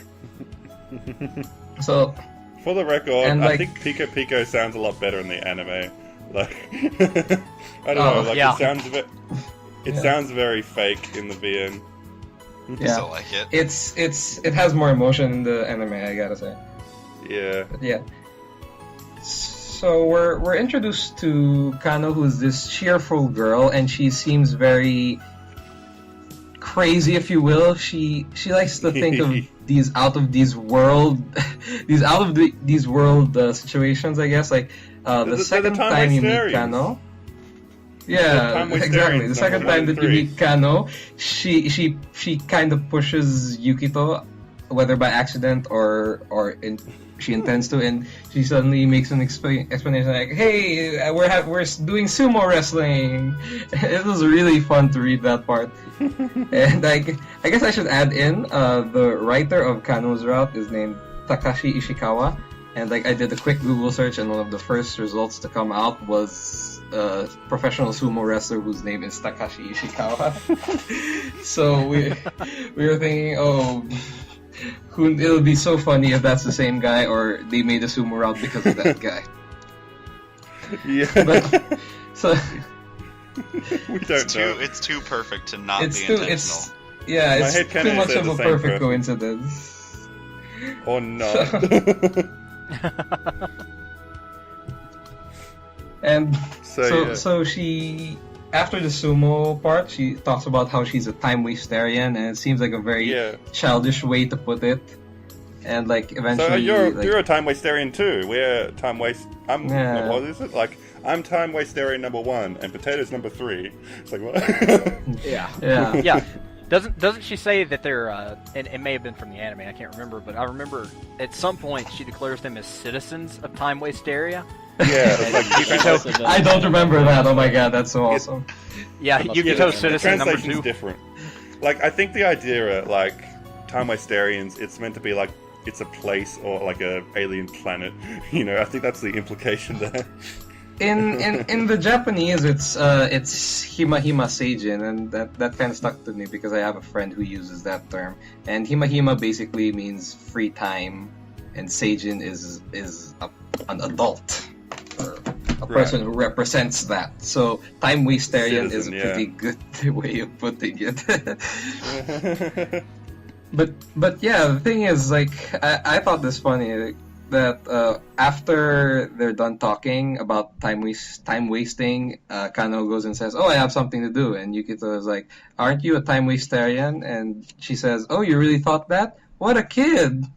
And I like that so much because it's like she's such a tease. Like, she knows that what she's very self-aware. She knows that what she's thinking is just silly, but she goes on and on about it just to have fun. And then when people take it seriously, it's like, oh, I'm not. That's not what I'm really talking about. And I'm gonna let it lay out here. I actually really like Kano. Like, Yay. I haven't gone through Yeah. the Kano route She's yet. like- coming So. out. She's a really fun character. Like, she's just like the innocent fun girl. Like, there's nothing really bad about her. Like, it's just, I don't know. She has no bad intent. She's just really innocent and just likes to have fun. And like she's also kind of a tease. Also, when you ask her about about the bandana on her wrist, she's like, "Oh, you really want to know? It's a secret." It's like you can't get angry. You can't get angry then if- about it, but at the and then same if you say time, you're no- annoyed by it. And Yeah. if you say that you don't care, then they're just gonna tell you, "Oh, well, I wasn't gonna tell you anyways." Oh, you really didn't want to know? What if it's like a super secret that'll change your life, something like that? And then it ends up she doesn't know. Oh, well, it's a secret. Yeah. One thing I really enjoyed about Kano and Yukito, about their interactions, is that whereas with Misuzu you'll see Yukito will mess with Misuzu a lot, and then like I remember in particular at one point she asked what his journey is, and depending on what option you choose, Yukito will mention, well, I'm on a search for a car because it'll bring me all these hot chicks and all this stuff. And Misuzu's like, really? You're looking for a car? And he's like, no, I'm lying. So, she falls for it, whereas Kano is, she's willing to push back just a little bit with Yukito. She puts up more of a fight with It's like him. a perfect storm of smartasses. Right. Yeah, that's Yeah, that's they feed off each other, and it just gets worse and worse. This might be a good. Oh wait, I guess we should talk about the magic thing. Yeah, I was about to go into Yeah. that. Okay. So we're done about The reason Kano's that- fun part. yeah. Now for the serious part. So the first time you meet Kano and she leaves you with this quote. Have you ever thought about what you would do if you could use magic? And we're left That's also her line in the dumbfounded. opening. Yeah, that's also our line in the opening, so it's really important. And we're left dumbfounded. And also when Yukito shows Kano his puppet show, and she's like, she does this funny thing where she tries to jam it with psychic powers and stuff, but in the end she's not impressed, because she says at the end, like, oh, I can use magic too. And like that's one What's thing. interesting- Yeah. What's go really ahead. interesting there is that she's like trying to figure out what it is. Like, she's like, what's the trick? And then Yukito says that it's magic. And what's interesting there is that he's never actually said that before. He's Yeah, he like, usually calls it he logic. asked himself later. He's like, why Oh, did yeah, he yeah. call it magic that time? I've never thought of it that way. He always thought of it as just kind of, just another thing that he does. Well, I'm pretty sure he said he called it that specifically because she mentioned it before, so he's like, yeah, I'll, play Yeah. along with her magic. Oh, You okay. never know with Yukito, though. Yeah. Yeah, I don't know. So that's definitely one thing we'll end up seeing more about Kano in her route, the whole magic thing. And what is this thing that she says that she can do that's magic? And like I Considering- honestly forgot about this. Considering that Yukito has already demonstrated to have supernatural abilities, then we already know, like, that's a thing in this world, so it's entirely plausible that she does have magic and she's not just making it Yeah. up. So that's just something to consider. Yeah. So yeah, I guess now would be a good I time. have to. You have Can to. I comment on that just a tiny bit? Just go. a quick comment. My initial impression of Kano and her magic thing before there was more scenes of her and Potato together was that she was actually like controlling Potato basically. And so they spent more time together and that impression was erased. But that was actually what I thought at first. So I she's didn't like, think She that could like thought, talk yeah. to she's a him. summoner. Yeah, that was basically what I felt. It was familiar. Well, that was Yeah. that actually sort of feeds into something that I sort of thought about whenever I was going through it, and it's a little bit of a tie-in and a little bit of a tangent. But whenever Yukito is using his hojutsu with his puppet, and it hit me whenever I read through Rewrite the first time, is there's a scene where there's another character in Rewrite, being spoiler-free. She controls a doll, very similar to the way that Yukito does, and that was the first thought that went through my mind when I saw that scene was, hey, that's very similar to Yukito's ability. Yeah, I think. Rewrite I've has a drawn lot of air reference to that. references. Yeah, Yeah. I definitely feel that. So yeah, like should I we go really to the like next that movie character? thing. Yep, I think now's a good time to talk about Hijiro. Like we were just talking about how Kano and Yukito are like a perfect dynamic together. And I think Hijiri is going to add even more to that. We're going to see more of that later on because, they're sisters, but we don't see a lot of that in common. Like, we kind of only see them individually.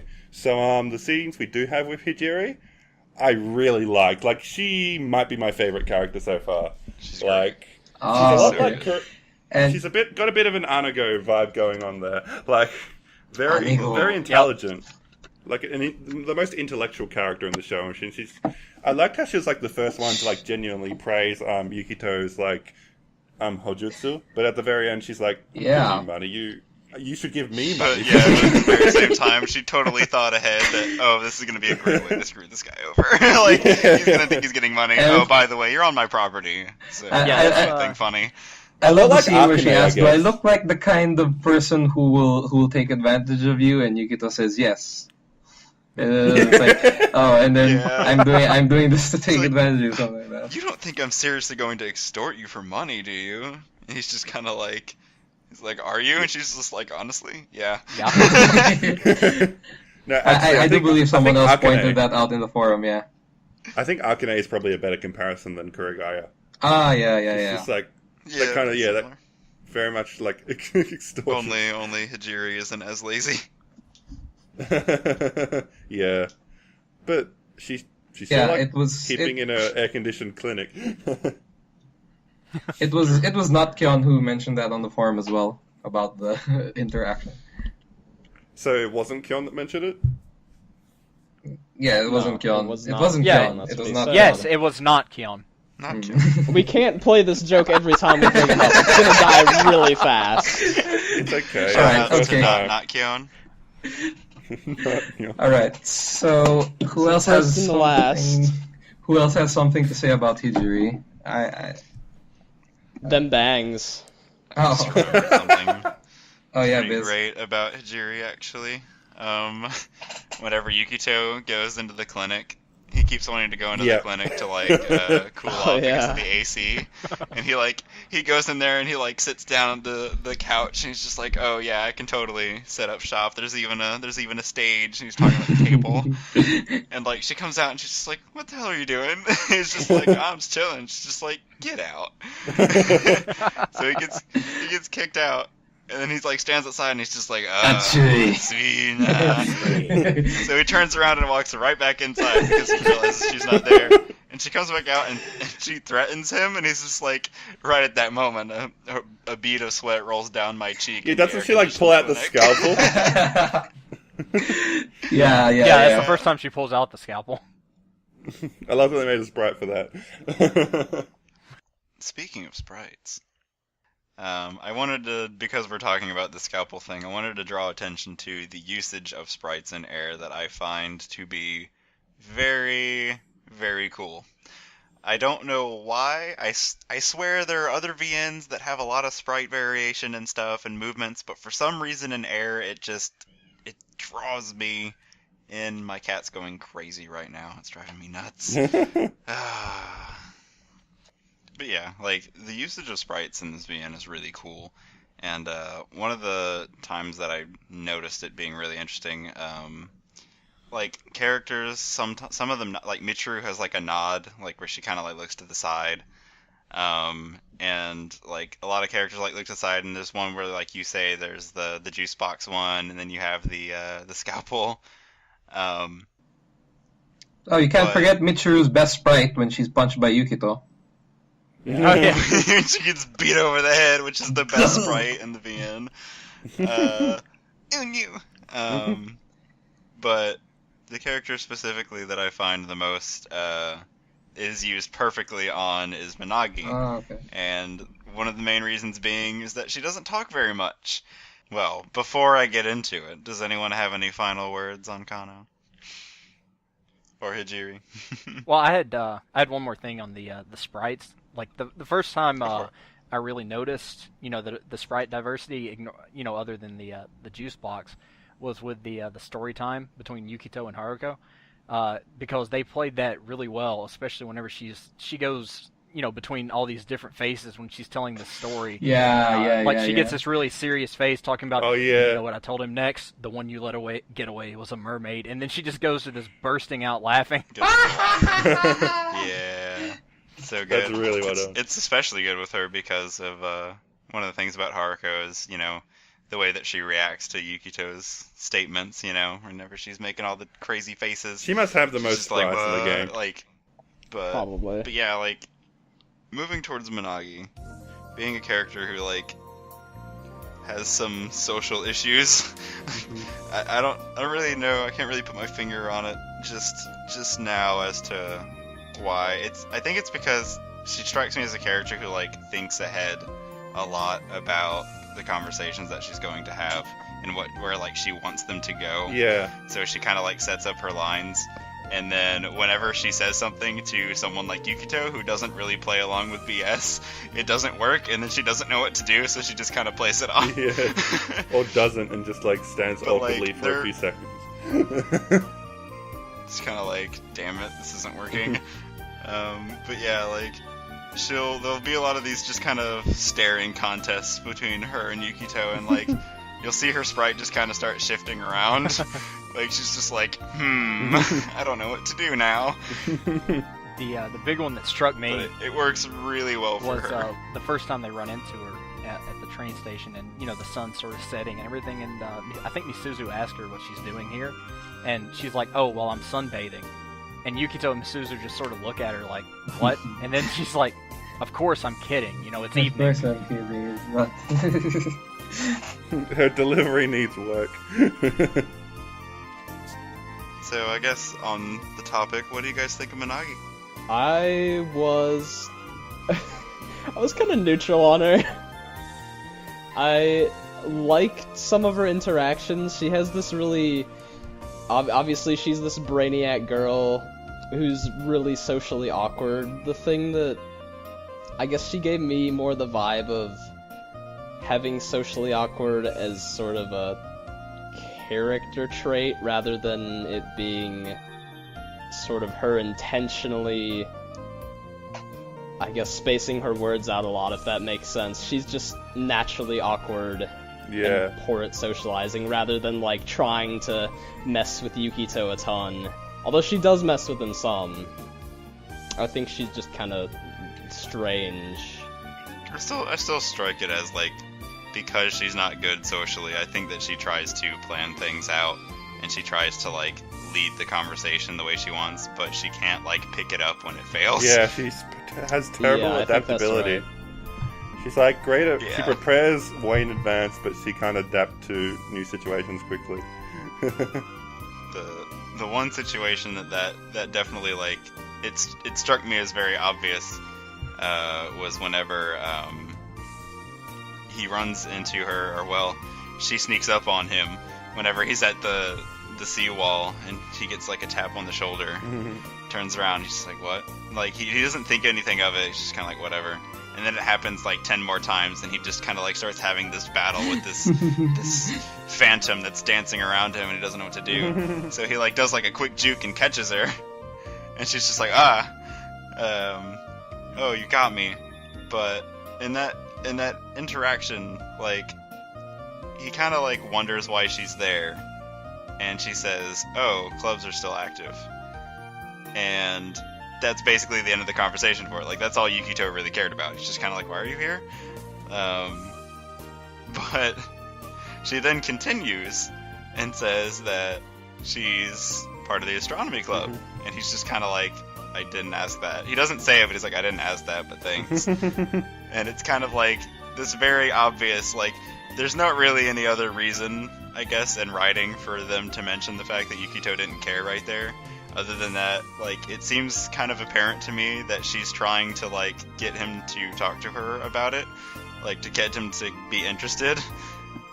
yeah, I totally got that feel as well. She continues I'm the president of the astronomy club. Oh, I'm in the astronomy club. I'm the president of the astronomy club. And he's just congratulations. And she's just I'm giving you permission to join the astronomy club. Not... It's really guiding the conversation towards trying to get him to join. I wonder why. I suppose that begs the obvious question of why, yeah. And then she also, like, tells him at the end whenever she leaves, she tells him, you know, by the way, the stars at night are really beautiful. You should look up in the sky whenever, anytime. You don't have to be at the astronomy club. You can still see. Like, she wants him to see the stars, basically. Kind of interesting. And that's coincidence. Minagi is Yumemi. That's coincidence because, well, just the night before, Yukito was looking at the stars. He and noticed it himself, and he got totally sucked into it. I wonder, like, has Minagi, like, been watching Yukito from a distance, and, like, or did she just get the feeling that he might like this guy? Well, that's the thing. She might have been, because she brings him the rice coupons. Because he was looking down, and, like, she asked him, like, if it cheered him up. Like, she's trying to, like, make him feel better because he wasn't looking happy or something. Like, maybe she's trying to, like, get him to find something. Interesting. Find passion in something because he looks so sick of everything. This is towards the end, like, he's trying to, you know, leave town. It's, like, 2 days before he goes. So, like, it's like Minagi kind of can tell, I guess, that he's not enjoying himself, and he kind of is disgruntled at being there or something. Also, shout out to Notkion on the forum. He noted that Yukito seems to get along, like, he never had any negative reaction to Minagi, really. Like, I don't know. Yeah, like, I was reading that. It's really strange how, like, with Misuzu, his first thing is, I gotta get away. Yeah. And then with Kano, he's just kind of like, what's this kid doing? And then with Minagi, he's, like, in shock. No, there's, like, this his crazy first CG. sight was like a like, fairy whoa. tale. That's what he said. Yeah, like a fairy it's tale. really weird. Especially for a character that is firmly planted on the ground, as opposed to his first seeing of Misuzu, where, like, the only thing he was interested in was, she's in the sky, and it's like, oh no. No, she's not. Whereas Minagi, she's just standing there, and he's like, actually like, huh? Yeah. Yeah, just something just to lend maybe a little credence to the idea maybe she had already noticed him and taken an interest is as the common route's spinning down, there's a scene near the end where you run into Minagi and Hijiri's there. And Hijiri makes the comment, "Oh, Minagi, this is the kind of guy you're interested in." And she she never denies it. Po. That was great. Yeah, that's her only reaction. Cute quirks. Po. Po. She's blushing. It's like there's like She doesn't it's deny it. very apparent, like, that there's kind of like a romantic draw there. Yukito There's has a a lot harem of developing. romanticizing Yeah. going on. Oh man, it makes sense. He's apparently got a sweet bod. Oh yeah, those Kinuku. Oh god, whenever he walks outside and the neighbor asks him if he's strong, or asks Misuzu if Show he's them my strong, muscles. you have the option to just, like, start doing push-ups while doing a handstand. He's just like, It's like, yeah, I got this. And the reaction is, what is he doing? He's kind of strange. He doesn't even say anything. He just, Okay. So, Well. does anyone want to talk about Michiru?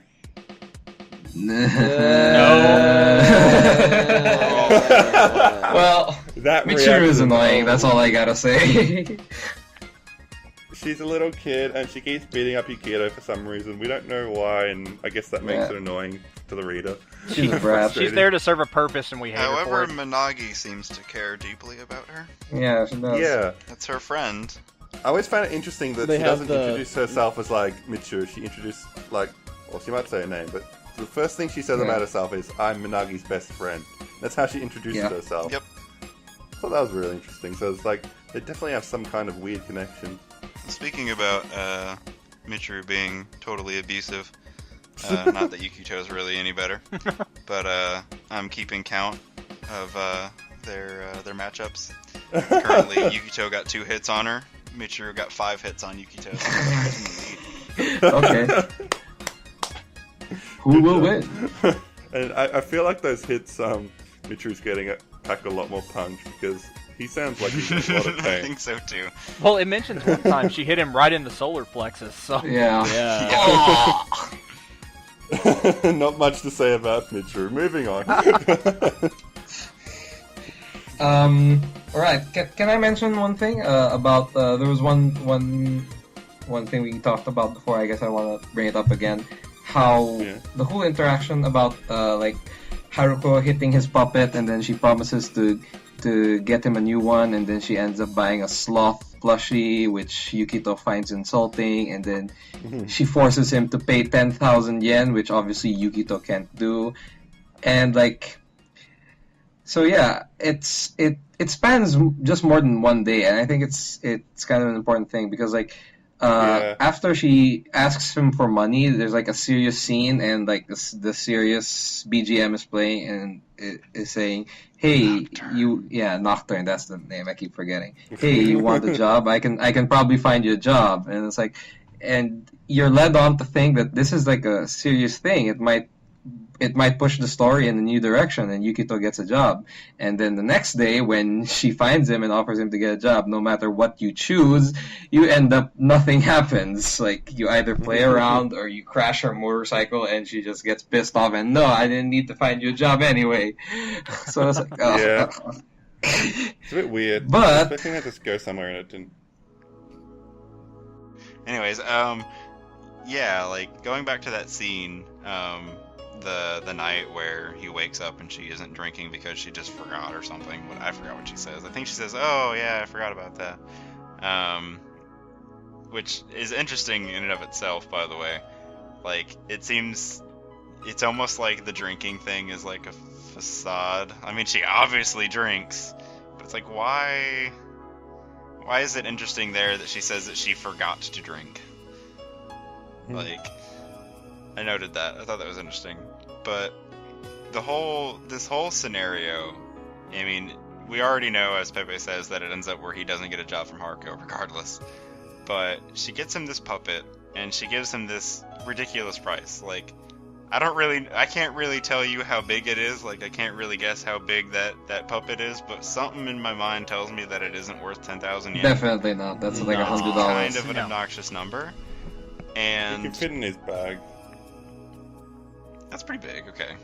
But still, it's a lot of money for a puppet, like a stuffed sloth thing.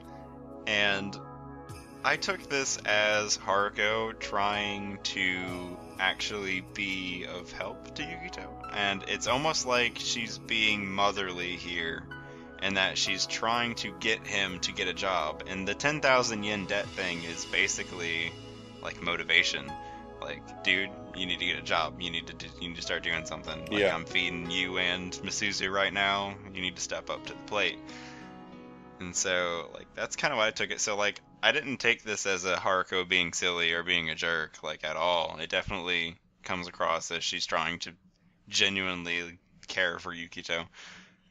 Yeah, like, there's a lot you can talk about here. Like, there's this idea that Haruko's, like, trying to support him in her own way, but there's also the fact that Yukito doesn't want to be bound to the town, and he doesn't want a job that'll keep him here for too long.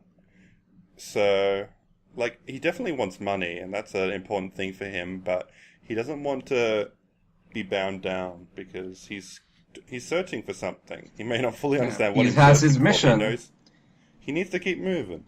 And so, yeah. Well, that's why he's after the money in the first place, is to be Because able he to can- move on. Mm-hmm. Exactly. there's If another he thing I didn't wanna need to bring move up. on, he wouldn't be cared about. But there's another thing I Yeah. want to bring up, is the fact that I've noticed as you read through the game, he becomes increasingly comfortable at staying at the Kamiyo household. Like, Yeah, I wrote a that's few true. quotes down, but you know, at the start, like, he's very apprehensive. It's like, what am I doing here? But as it goes on, like, we get like quotes like, "What is this tranquil feeling?" You know, when he's staying there, and he's like, yeah, going where very- he looks, he opens up that back door and he's like, this is a very tranquil feeling. Yeah, he's like really enjoying himself in this place, and like he says about Misuzu, I get the feeling I'm joining in with the fun when I'm around her. Like, it's very different from the start where he's very dismissive of her. It's kind of like he's actually beginning to really enjoy her company, It's like it's gradual growth. Their relationship reminds me so much of Yumemi and the Junker. That was This is actually also something a I big really wanted to turning bring point. up. Okay, Yeah. why don't we talk about that? Yeah. Well, Like- I don't want to talk about it too much, just because if you haven't read Planetarian, I feel like I mean, obviously it's not there, but there's a lot of parallels between the two in the dynamic between Yukito and Misuzu. Hmm. It's really interesting. It's pretty similar. Never thought Yeah, of that. definitely. Yeah, I did write that down. Reminds me a lot of those two. Like, I think I did mention that in the Planetarian Book Club. Was like these two remind me of Yukito and Misuzu. So yeah, it goes both ways. But That's interesting. I wanted to talk about that situation there where he starts feeling more comfortable at the Kamio house. Yeah. What's really interesting here is that this is also kind of like it's like a turning point. Like you're kind of getting into like that scene happens on the 20th, I think, and like everything after that day, whenever that's when he goes out and he gets the job thanks to Misuzu, which happens regardless, and then the Haruko thing doesn't work out. It's definitely like this turning point where, I mean, I don't really know how things would go if the job went well, because I know there's like the option to like get help from Misuzu, but it doesn't go well, and everything past that is kind of like this downhill of him wanting to leave. Like, I feel like he starts hitting this point whenever the job doesn't work out. He hits the point where he realizes that he's becoming something of like a liability. Like he feels like he's in the way. And Yeah. that's the first thing he says, is that he doesn't want to impose on anything. It goes back to what I said at the beginning. Like, he's just not a character that wants to rely on other people. He wants to be able to take care of himself. Alright, so I want to segue on that. Like, I was one of the guys who didn't follow the walkthrough, and I like tried every possibility. And there's one thing I realized from specifically getting the bad end. No matter what you choose, no matter what flags you get of the girls, you always have a choice to get the bad end. And I thought that was really different from other visual novels, because like with other visual novels, you can only get the bad end if like, okay, you didn't collect enough of the girls' flags, go to the bad end. But for Air, it's different. Like, there's always one point where you can choose this and boom, you're in the bad end. And I think that goes really well into Yukito's character and the way he feels about this town. That no matter what you do, no matter how close you get with these girls, there's still a side of Yukito that does not want to stay in the town. There's a side to him that can just get up and leave even if he doesn't have the money. And I found it interesting that they somehow put that as a part of the game and not just part of the story. It even says in that ending, it even says that he could have left whenever he wanted. Like, he says it himself. He's like, I could always leave. And it always gives you the option. He doesn't know what was keeping him there, but he feels like he's just wasting his time. Oh, and I guess to add on that, another thing is if you get the flags for like Kano or Minagi, and even if you have the flags for Misuzu, Yukito will prioritize going down Kano and or Minagi's route. And I think that's also because Yukito genuinely does not want to be a burden to the Kamio household. Because like once he finds that opportunity to go down another route, he will. So that's a nice thing that I saw integrated into the choices of the game. Yeah. It's like we give a lot of shit for having a terrible format, but that is one little thing that's kind of nice that I appreciate them taking the effort to do. It's actually like a very natural format. Yeah. Which I think is actually, I think it's considered kind of terrible because it's different, but like it's natural, like, because like I said before about Yukito's character, it's Yukito. Like, the self-insert thing is much less relevant in this VN, I find.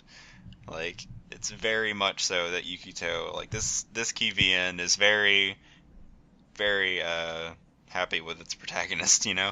Like, Yukito is his own being. and all of the choices definitely reflect him. Mm-hmm. Well, we mentioned that. Well, maybe we should all just share, I guess, our actual opinions on Yukito besides just like Yes, his character traits and stuff. I really liked him as a protagonist. I I love thought him. he was fantastic. He's probably my top He three. gives air. I mean, obviously, he's the center of it. He gives it so much character. Yeah. Like, I don't think Air would be any as enjoyable as it has been so far if Yukito wasn't the main character. Like, imagine if we got someone like Yuichi as the main character, where he's just kind of like he's a dick, sure, but he's a lot more, like, neutral, I guess. Like, Yeah, less he's his a lot own more person serious. He and more wouldn't. just, like, yeah, serious, but he's also very, like, he just responds to what everyone else is doing around him. He doesn't have much of an identity of his own. He kind of comes off as like a air quotes dick sometimes, like, but in reality he just doesn't beat around the bush. Like, he likes Yeah. to get to the point whenever it comes to something serious or something that he just doesn't want to take part in. So like whenever he goes to that job to get the cart or whatever to go collect the recyclables, like that interaction that he has with his, I guess, would-be boss is just like really. He's just kind of like, it's hot out here, and he's just Yeah. like, yep. And he grabs the cart, and she's just like, work hard out there, and he's like, if I want, you know, like, You'll it's just overpay me, whatever. right? Something like that. You're gonna overpay me, right? Very dry, you know. Yeah. So yeah, I don't know. He's hilarious. He has a lot of good identity, but I also love that the mystery itself revolves around him. Like, we want to know more about him, possibly more than any of the heroines. You know, it's like Specifically I really him hope and the his story mission. develops that more. Yeah, his mission. Like, that's such a different thing. Going into a story and knowing that your main character is already on a quest, and we don't even fully He's trying understand to it find yet. someone actively. Mm-hmm. Yeah. Well, you reach the Like- point where you wonder, you know, we as the reader don't understand the quest. We know he's looking for a girl with wings, but you almost wonder, does Yukito even know exactly what his quest is? Like, he knows the same thing we know. He's looking for a girl with wings, Yeah. but how much does he really What's he know supposed about? to do when he finds her? Exactly. You know, it's just kind of like really weird. It's like, imagine if he doesn't. It's like, well, now what? I don't know. But yeah, fantastic protagonist. 10 out of 10 would play again. Yeah. He's very like. There's so many good parts to him. Like, he Here's has my his review of Air. motivations. Here's my review of Air. 3 out of 10, too much water. Hey, What? What? come on! How does no one get that? Come on, IGN. What? Why? I Sorry. no, whatever. This is the Air podcast, not the Pokemon. Omega, whatever. Oh, jeez. Anyway, Back Sorry to to my interrupt. point about Yukito is like there's a lot of dynamic, like, with all these different characters of how he acts. You know, where he's like he gets caught up in playing around with Kano, and then like with Masuzu he like just gets genuinely interested in whatever like she's doing, and then you have with Minagi where he's like gets his breath taken away by this person for no real apparent reason. Like, he's such a romantic as well, like with the way he gets drawn into the stars and how the twinkling stars are like, it's like flickering life or something that he says. It's like talking about how looking at the stars in the sky is something that you can only see through, you know, being a traveling person, Yeah. talking about how time moves on, and like his descriptions of them things are just really interesting. Like he said about the fairy tale was just kind of, it's just different. And whenever he looks at Minagi, whenever they're on the seawall thing and they're talking about the astronomy club or whatever, he's like, deep within her eyes, I see the limited beauty only transient things can possess, like seeing a candle burn out. Like, these just really that was a really good line. I deep forgot to write that down. explanations. Oh. Yeah, that's that, amazing. Like, he definitely has these just really intricate thoughts about things. Like, he's such a such a romantic and yet such a realist at the same time. It's like very interesting. Like he's outwardly, yeah. Like one is like his outward persona, and the other is more like his internal cognitions. I don't know. Well, it feels like to me like they went into this, and we sort of touched on it in the first half, that, Air is a little different. It felt like they went into this with the idea, most VNs go in with the idea, hey, we need to make heroines that the reader's going to be interested in. They're going to be characters that they want to know more about, that they come to like. Oh, seems God, like with this Air, reminds me of something. It seems like with Air, they said, hey, we're going to make the protagonist a character that you're going to be interested in, that you're going to like and want to know more about. We're going to make him, this goofy, clumsy character that sort of seems like he's just stumbling his way through life, and hey, you're just along on the ride with him instead of you're the one steering the ride. I don't know a lot about the Such a climate of thing that visual I novels love. like at the time, but I wonder if this was like kind of revolutionary at the time, like no one had really done it before. I can't say that with any kind of certainty, but Yeah. I don't know. Like Air is very beloved in Japan. Like it was huge. It is. It is. It was one of the highest rated key visual novels, along with the Clannad, and like it's more higher rated than Rewrite even. Yeah. One of the reasons I'm really enjoying Air so far is this appeals a lot to my personal taste, where I prefer the protagonist as the focus, because they're always there. Mm-hmm. No matter how great your heroines are, if they're only there some of the time, the strong protagonist just carries the story.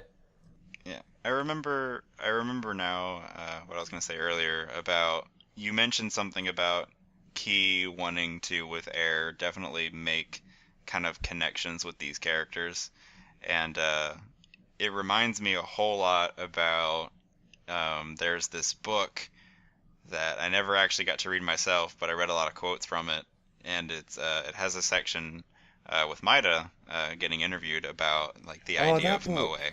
I shared this a little bit.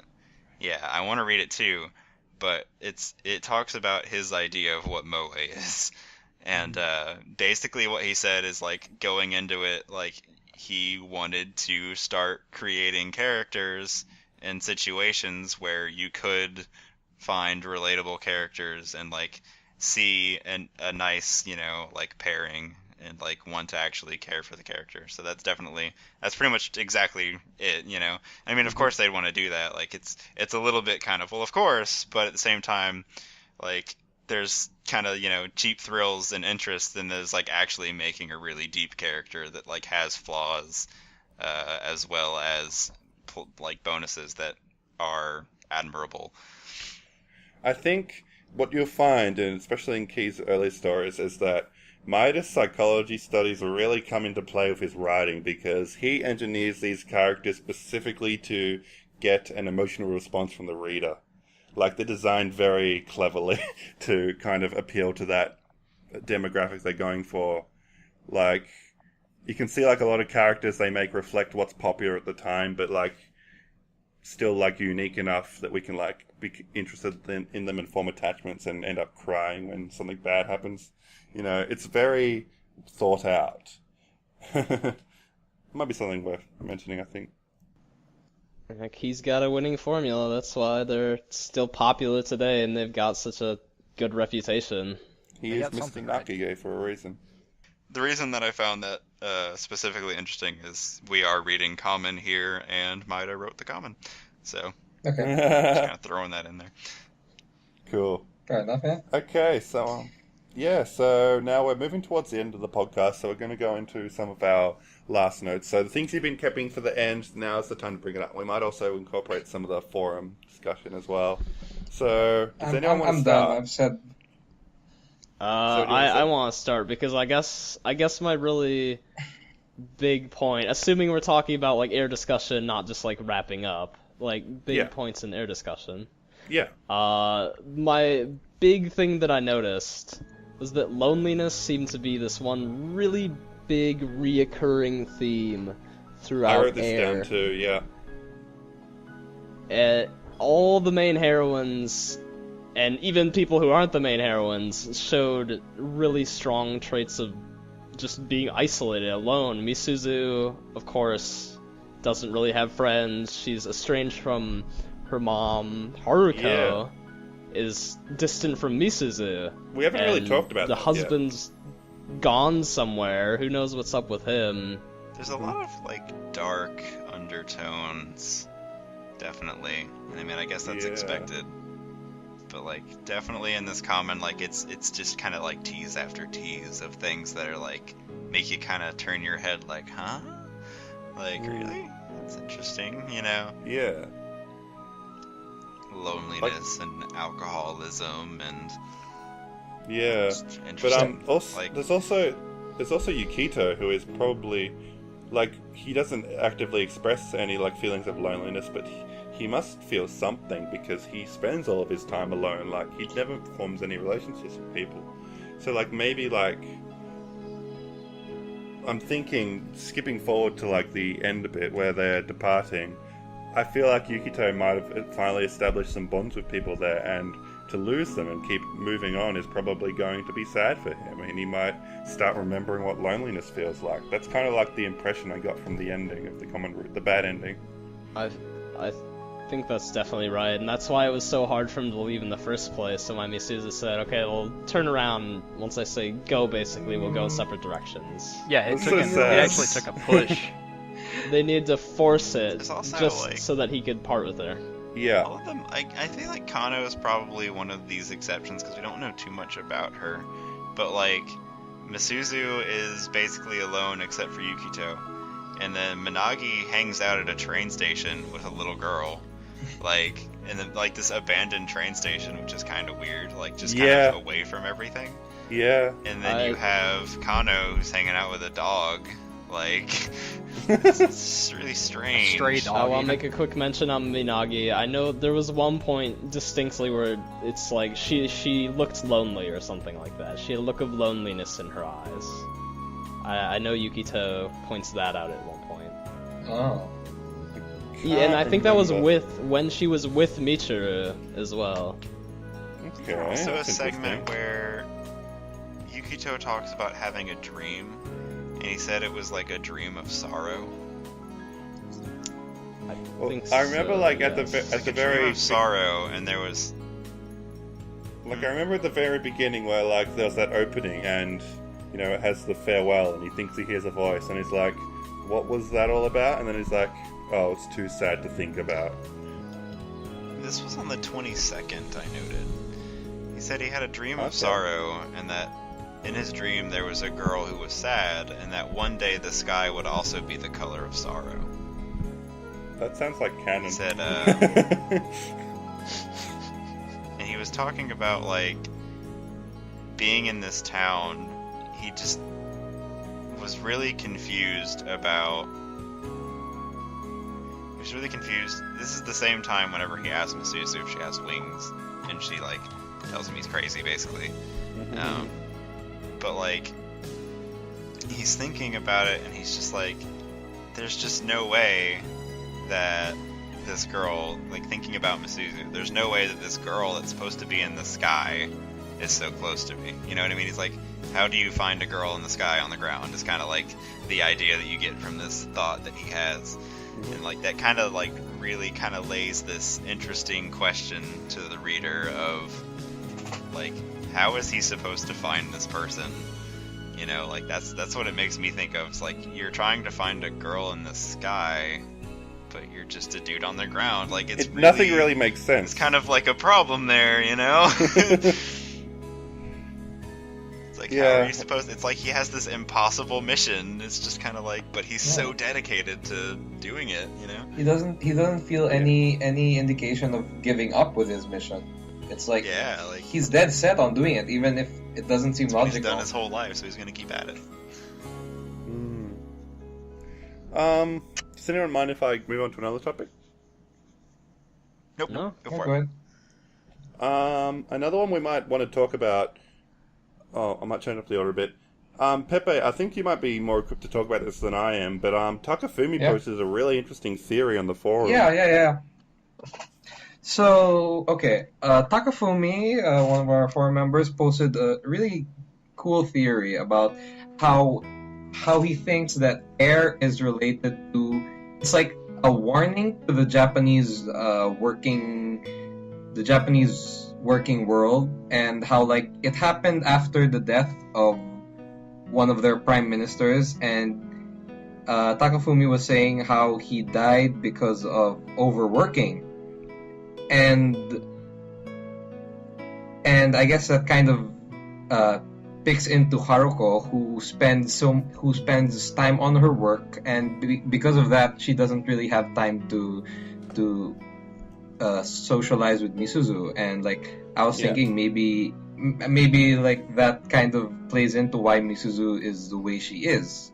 Like maybe because Haruko wasn't able to bring her up the right way. And he also connects this overworking into like how people just work and they don't really think about where their work is going. And he connects it to how Yukito is just, going through his mission. He's just working to get money, and he's not really thinking about the long term. He's not thinking about what's gonna happen when he finally does, if he finally does get that. And he's not thinking about, oh, my hojutsu is getting weaker and weaker. Like if I don't finish this now, then the next generation won't be able to continue my mission. But he just keeps working. He doesn't think about it, and that he kind of applies it to how the Japanese people work that way. They just work, and even though they see there's a problem, they kind of sweep it under the rug and they just keep working. But also the idea of like providing for future generations, and like that's something. Yeah, I guess like I think he's onto something there. Like I think he's right. Like there's something going on there where it's like he's taken this a lot of really topical issues at the time and kind of incorporated into this story. But yeah, I really like that idea that if he continues doing what he's doing without any idea of where he's going, then Yukito is gonna ruin things for the next generation, where the Hojutsu will be even less powerful, and he's basically like digging himself an early grave just by overworking, which is, as you said, comes back to what that Prime Minister happened. But there's also like there's Haruko, how her relationship with Misuzu is like endangered because of her overworking, and just so she can provide. And I was saying how that's a problem in Japan. Like, it's a very patriarchal society, so a single mother would have an exceptionally hard time doing that. Like I was saying, if she was male, she wouldn't have to have like that sort of shift. She could have had a normal shift where she goes to work in the morning, goes home at night, and they can have dinner together. Maybe that would have happened. I don't know. Maybe I'm just like, adding into this theory. Like you're noting that the poverty, like there's a huge poverty epidemic in Japan with like single mothers, isn't that what you said? Yeah, that's what I was saying. That's kind of proof that it's a patriarchal society where single women have a hard time getting jobs. Yeah, there was something I noticed with the Haruko whenever she's telling the story about the baby chicks and the baby dinosaurs. She's mentioning at that point, you can see her with a young Misuzu, and she's spending time with her, taking her to the festival. But she mentioned she couldn't afford the baby chicken because she was dirt poor. And now all of a sudden you look into the future, all of a sudden she's working. They're not really poor because multiple times Yukito mentions, they've got food stocked everywhere, so they're not really hurting for food. It's all work and no play. All of a sudden now her relationship with Misuzu is gone, but now it's through working to provide the money. And she's just like drinking herself away from depression, That's the kind of the feeling I'm getting, is that she's dissatisfied with her life. That happens to a lot of Japanese working people. After work, they go straight to the bar and drink themselves crazy. It's sad. Yeah. Yeah. And I can agree with him that might be some sort of warning. And he said that there's more to this theory for future routes. So, if you guys want to discuss it, and hopefully he continues posting about it, just make sure to post about it on the forum. I'm sure I will. Great contribution by Takafumi there. And, I'd say it's definitely the most thought-provoking forum post. Yeah. I'm surprised how knowledgeable he was on the topic. You too, Pepe. Good job. The only other thing I wanted to touch on was that, tying into what we just talked about, a common theme I've been noticing is family life and what is a happy family. Like, we have this situation with Misuzu and Haruko, and like, if you look at it from an outside perspective and analyze it, then it's like, it's pretty dysfunctional. Like, if you're comparing it to canon, where we had Naoyuki and Akiko, it's just like, they were like a perfect family. Like, everything was happy, like, you know. And here it's like very different. Like, they're struggling with what seems to be poverty. You know, the mother seems depressed. The daughter doesn't have any friends, and they barely talk with each other, which is weird. But there's also this strange feeling, because whenever we see Misuzu, she's always very cheerful and happy. It's like, is she content with the situation, or is she like putting on a farce? We don't know yet. Naive, you know? Yeah, or she just doesn't understand the situation. Has she just not experienced anything else in her life, so she thinks of it as a normal? Yeah, exactly. Going back to the birdcage analogy I brought up. You know, she doesn't understand things that aren't her own experience, so maybe she's just content with what she has. Like, the whole part where it's like, Haruko, like, drives in drunk, and it's like, oh, don't worry, this happens all the time, you know? You know? And really, like, Yukito's like, this is kind of like the... Yukito's definitely kind of like the... He's good. It's very good to be in his head here, because you can definitely tell that he does not like it. Yep. Like, you can tell that he has a lot of He lets Haruko know. He lets it know. Like, he doesn't keep it to himself. He quite actively is like, you're really, like, not cut out for this job, are you? Like, this parenting thing. And she just is like, yeah, I'm not. Yeah. It's like, there's a lot going on, and, I don't know, like, maybe we'll learn about that more in Misuzu's route, but that's definitely something I feel like we're going to be seeing a lot more of. So that's what I wanted to talk about. And I guess we're reaching the end. Is there anything else anybody wants to bring up? I'm good. We're good. I said my points. Wrap it up. Bowie? All good? Good. Alright then.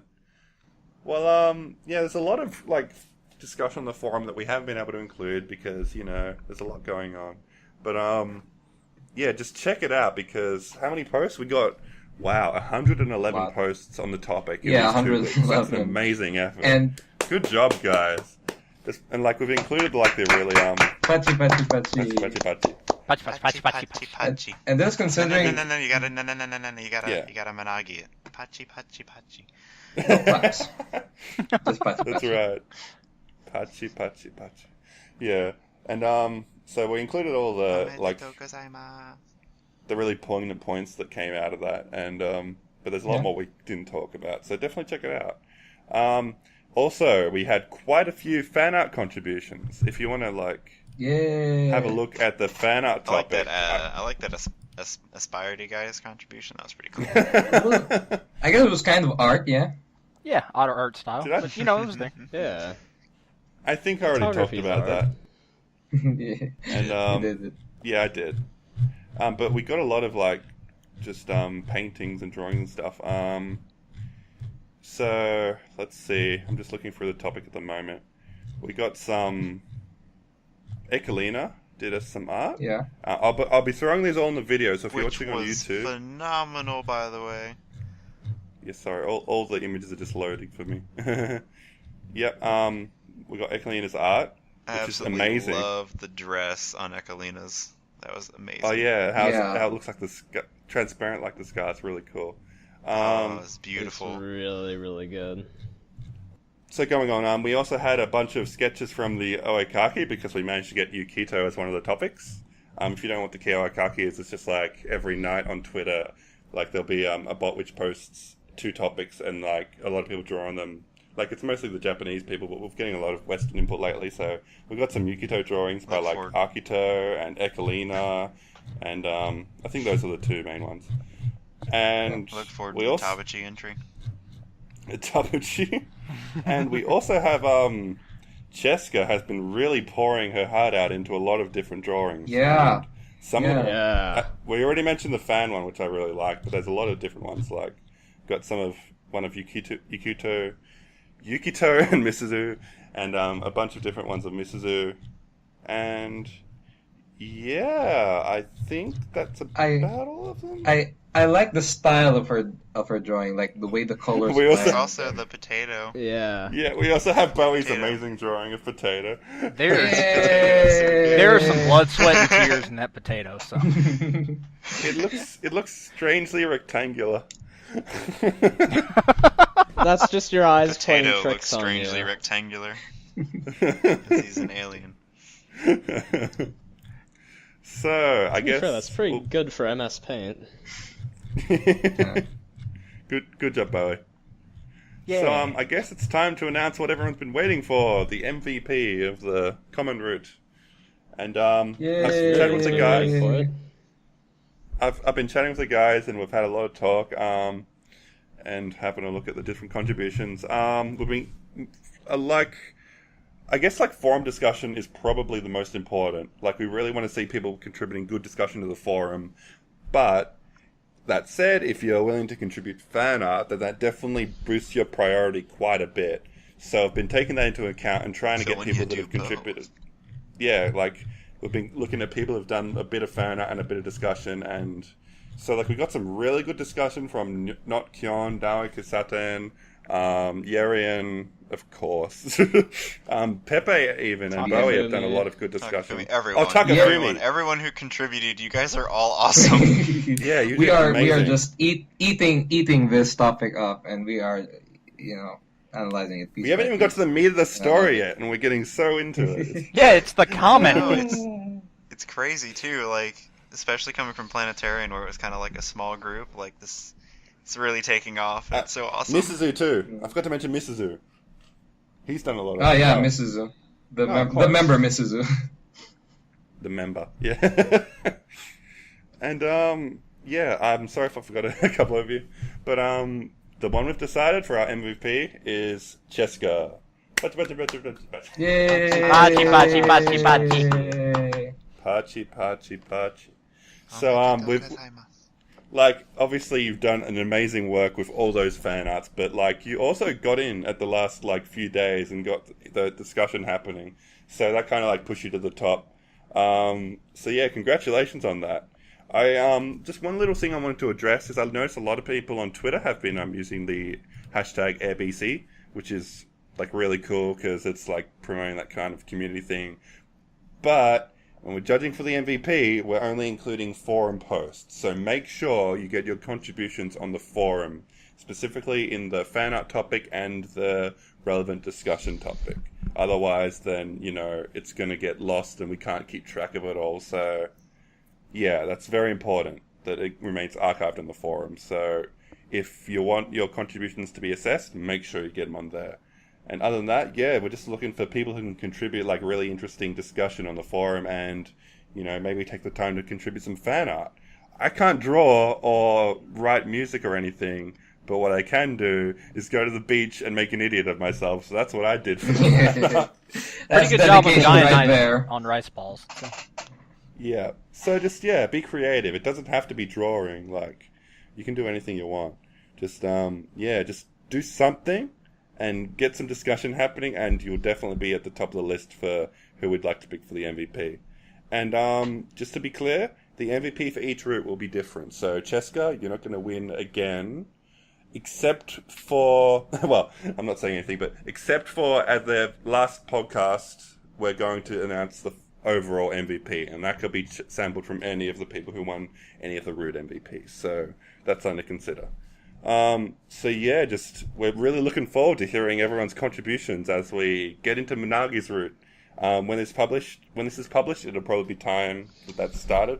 So yeah, hop on down to the forum and let's start reading Managi and chatting about that route. It's going to be really interesting. I personally will be streaming my experiences again on hitbox.tv. So if you follow me on Twitter, you can catch the links to that. Or if you're in the Skype chat, then I'll definitely post them there.